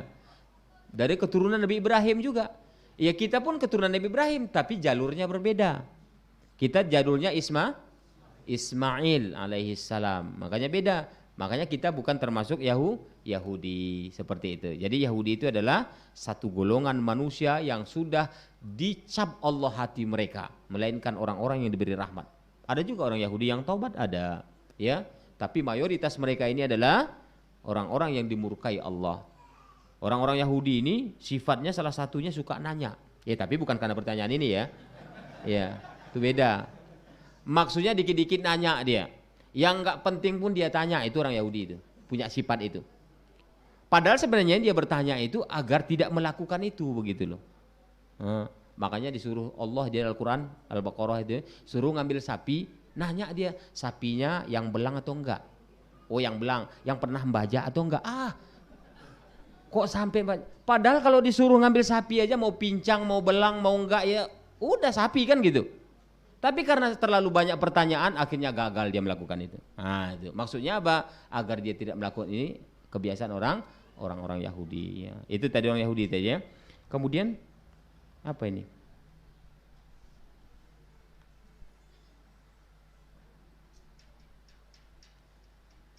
Anak nggak bisa baca ini.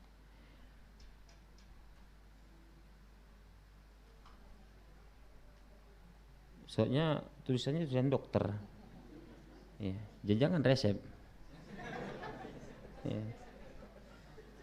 Ya Allah alam ya. Tadi Yahudi saja yang Anda bisa baca ini. Ini ada suku. Oh suku nih ya. Suku.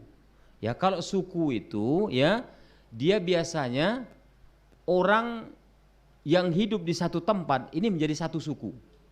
Ya. Kemudian berpindah misalnya orang ini ke satu tempat dan dia menjadi penguasa di situ, itu menjadi suku. Contohnya kita di daerah Tapanuli. Kenapa kok banyak kali sukunya? Apa marga lah istilahnya ya? Marga ini Marga Sution, ada marganya Lubis, ya macam-macam. Ada Rambe, ada macam-macam marga itu. Itu sebenarnya itu kalau dilihat tarombo istilah orang, ya silsilahnya itu ada. Rupanya bisa ketemu dengan satu induk gitu loh. Bisa ketemu. Rupanya itu berpindah dulu ke sini, membuat kekuasaan dia. Oh, jadi suku. Ya. Kalau Jawa enggak, Jawa tidak ada yang seperti itu. Makanya tidak ada kesukuan, hanya satu saja suku Jawa. Sunda begitu juga, Madura begitu juga. Begitu ya. Itu yang dikatakan suku. Organisasi. Organisasi ini adalah satu bentuk kelompok ya, kelompok yang diatur, yang terstruktur itu ya organisasi. Ada ketua, ada bendahara, kan gitu ya. Ada sekretaris begitu. Itu namanya struktur keorganisasian. Boleh berbagai suku, boleh. Ya, misalnya kita membuat satu gerakan untuk memajukan dakwah misalnya, harus terorganisir. Ya, ada ketua, ada bendahara, ada sekretaris, biar itu bisa berjalan dengan baik seperti itu. Itu organisasi namanya. Negara, negara ini ya kalau dulu nggak ada negara, dulu kekhalifahan namanya, ya nggak ada satu bentuk kenegaraan. Tapi setelah lengsernya Turki Utsmani dulu, ya kekhalifahan yang terakhir, maka muncullah berbagai wilayah membuat kekuasaan masing-masing. Terjadilah satu negara seperti Saudi Arabia, wilayah-wilayah yang ada di sekitarnya, Mesir sampai ke negara-negara yang ada. Nah, kalau dulu umat Islam dimanapun dia satu komando. Dari mana? Dari khilafah, kekhalifahan dulu begitu. Nah, kalau ada di satu wilayah itu gubernur namanya. Ya seperti itu, kegubernuran. Makanya dulu waktu Utsman bin Affan menjadi khalifah, ya khalifah Rasulullah SAW, itu yang menjadi gubernur di daerah Persia itu Ali bin Abi Thalib. Kemudian di daerah Syam siapa? Muawiyah bin Abi Sufyan. Nah, mereka gubernur, belum khalifah. Tapi setelah meninggalnya siapa? Utsman bin Affan, akhirnya orang-orang yang ada di sekitar Persia, ya, mereka membaiat Ali radhiyallahu taala anhu. Karena mereka anggap ini cocok jadi khalifah. Oh, datang orang daerah Syam sana melihat Muawiyah bin Abu Sufyan cocok juga menjadi khalifah. Akhirnya mereka membaiat. Itu yang membaiat itu bukan orang-orang sembarangan. Di antaranya adalah para sahabat yang masih hidup di kala itu. Makanya terjadi perseteruan antara orang-orang yang ada di kala itu. Yang membuat seteru itu siapa? Bukan sahabat. Yang membuat perseteruan itu adalah orang-orang Khawarij dan orang-orang Syiah. Itu yang membuat perseteruan itu. Seperti itu ya.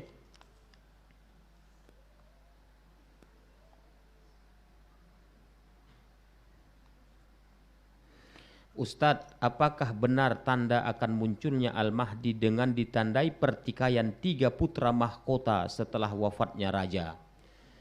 Ya, ini belum ada pula dalilnya. Iya, kalau belum ada berarti mau dibuat mungkin. Ya, jangan pula kita kait-kaitkan itu. Ya, tidak boleh kita ini yang tadi ya, tidak boleh kita kait-kaitkan dengan adanya pertikaian 3 mahkota Saudi Arabia. Ya, yang bertikai, ya, kemudian kita kaitkan itu pertandanya munculnya Al-Mahdi. Allahu a'lam bishawab, ya. Jadi jangan sampai kita ikut untuk membesar-besarkan berita-berita seperti itu. Kemudian bagaimana hukum berdoa ketika sujud dalam sholat? Hukumnya sunnah muakkadah. Wajib sih enggak ya, tapi sunnah yang ditegaskan. Karena apa? Seorang hamba itu yang waktu seorang hamba yang paling dekat kepada Tuhannya ketika dia sujud, ya. Begitu disebut dalam hadis. Jadi berbanyaklah berdoa kata Nabi. Ya. Doanya apa? Ya kalau bisa bahasa Arab, walaupun khilafiyah dalam hal itu. Ada yang mengatakan boleh bahasa yang lain. Tapi kita kembali kepada hukum asal, ya.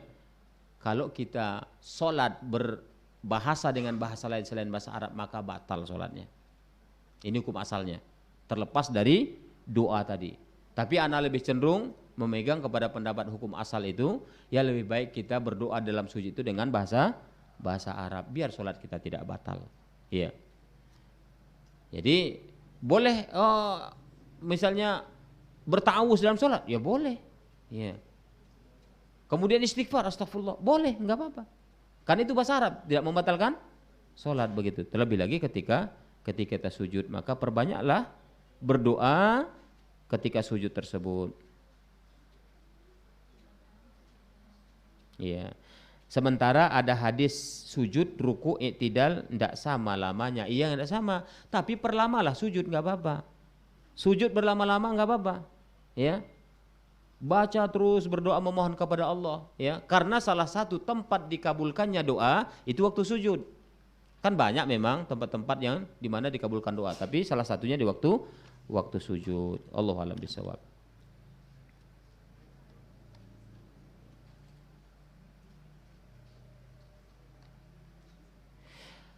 Ustadz, kalau kita baca Al-Waqiah supaya mendatangkan rezeki, ini enggak ada dalilnya pula ini ya.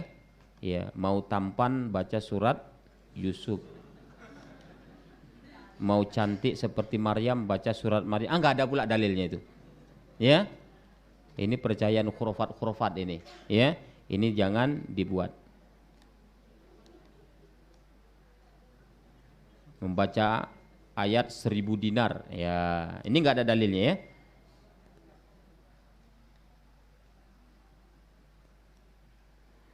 Ya. Sama itu membaca surat Al-Fatihah setelah sholat, enggak ada dalilnya. Sekarang kan banyak itu ya.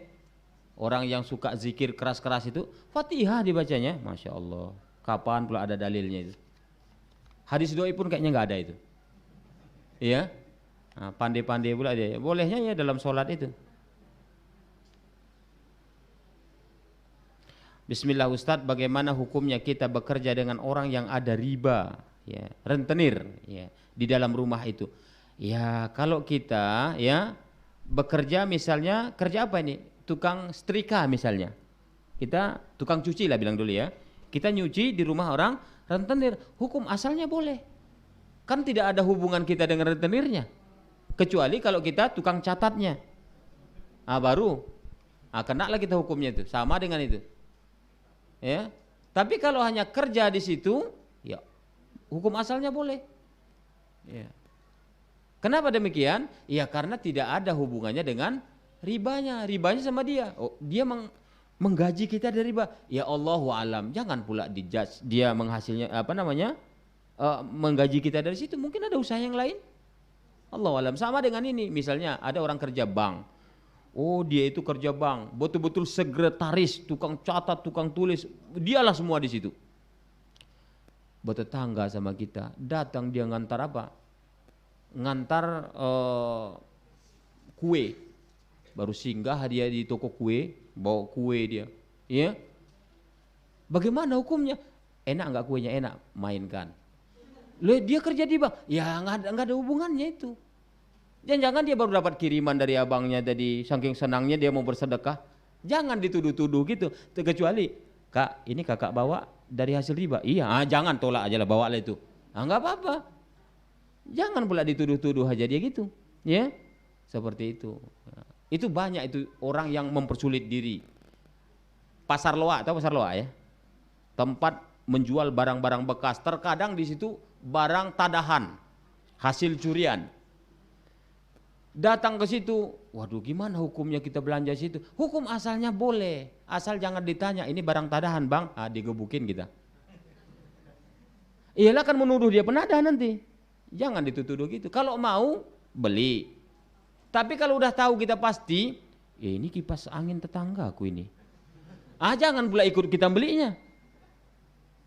Datang tetangga nanti tinggal bang, minta bang, kipas anginnya tinggal ke rumah. Tinggal gitu aja. Kita mau ngomong apa? Ya, kalau udah jelas pasti itu barang tadahan jangan dibeli, tapi jangan mempersulit diri. Sama dengan ke pajak kita, beli ayam, tukang potong ayamnya tatuan. Muslim dia, Muslim, beli dagingnya. Wah, nanti nggak pakai bismillah. Ya kalau nanti itu beda. Kecuali nggak pakai bismillah dia Ustaz. Kalau udah tahu jangan beli. Dari mana tahu? Ya nggak ada, cuman perkiraan aja. Itu nggak bisa itu, ya. Seperti itu. Jadi jangan mempersulit diri ketika itu di luar kapasitas kita. Kalau pasti, jangan lakukan. Tapi kalau nggak pasti, belilah kalau dia Muslim. Jangan nuduh orang. Berarti kalau kita sudah berani mengatakan, dia berarti udah kafir, mengkafirkan orang pula kita jadinya. Ini yang tidak boleh dalam agama kita.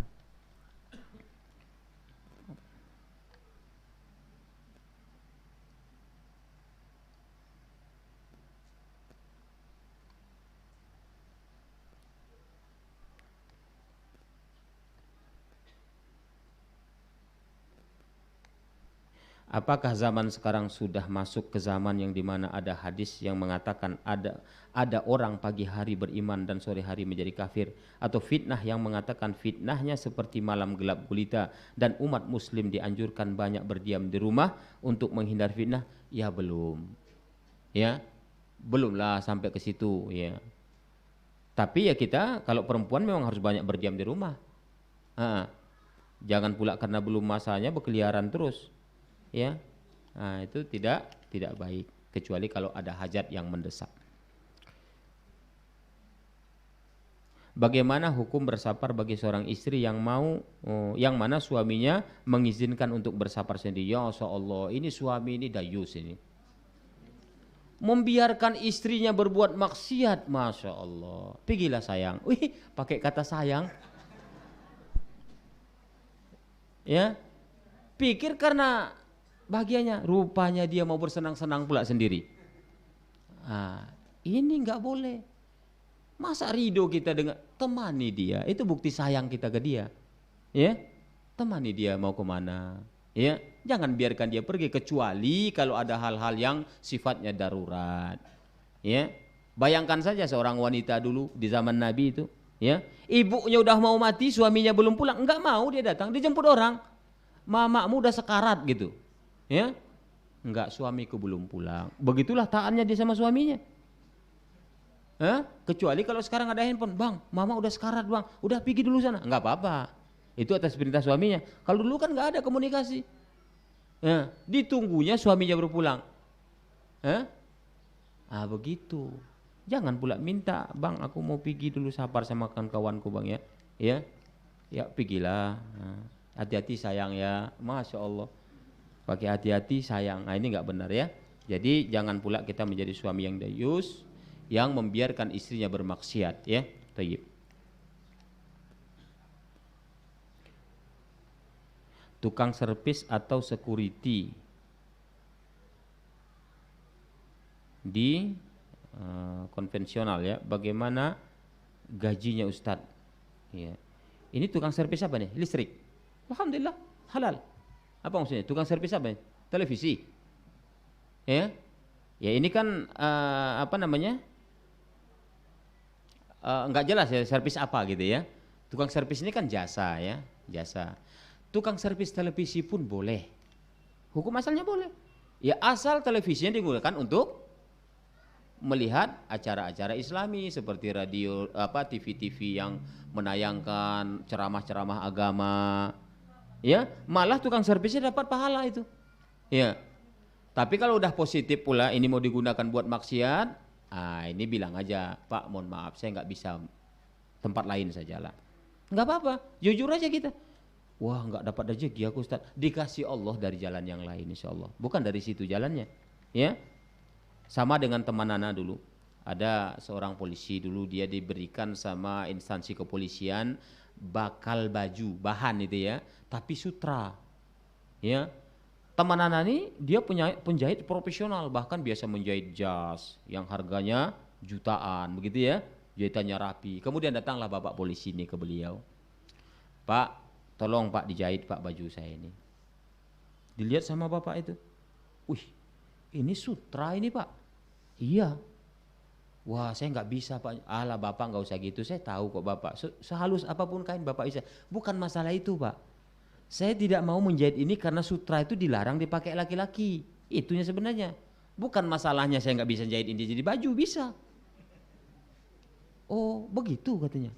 Dari mana pula jalan ceritanya? Ya hukum agama kita Pak begitu. Dalam hadis begini cerit. Kalau begitu nggak usah dijahit lah katanya. Akan bagus kan? Nah, dinasihatin dia, malah nggak dijahit sama dia. Ini, jadi berterus terang aja. Wah nanti marah dia, nggak apa-apa, marah dia nggak mungkin mukul. Dibawanya TV-nya kalau kita tukang servis TV, ya kan? Nggak dapat rezeki, Allah ganti dengan cara yang lain, seperti itu ya. Jadi masalah uang, ya, atau di sini gaji misalnya, kita digaji, ya hukum asalnya boleh, ya. Kita terima gaji, apalagi security. Security di sini menjaga apa dulu? Ya. Menjaga perusahaan. Perusahaan itu misalnya bergerak di bidang minyak apa gitu. Ya boleh-boleh aja gitu. Ya. Orang Amerika yang punya, ya nggak apa-apa. Ya. Kita kan jasa yang kita apa? Bukan masalah kita menjaga kecuali kalau menjaga kemaksiatan di bar. Ini baru nggak boleh kita security di situ. Itu namanya ta'awun 'alal ismi wal 'udwan.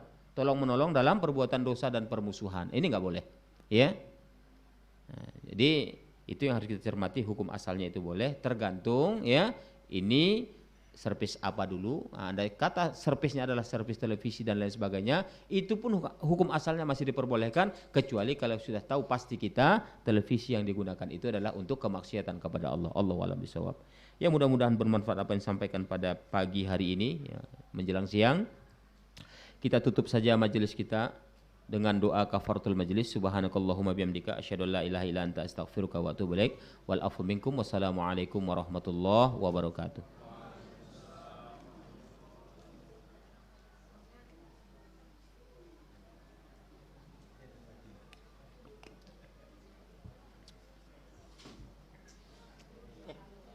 Ini ada pertanyaan sebenarnya kalau mau buku, lupa ini. Ada di sebelah ini. Ya.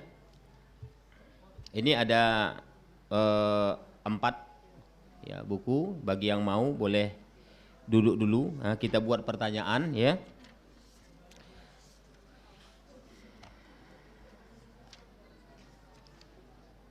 Ini yang mengikutin kajian kita.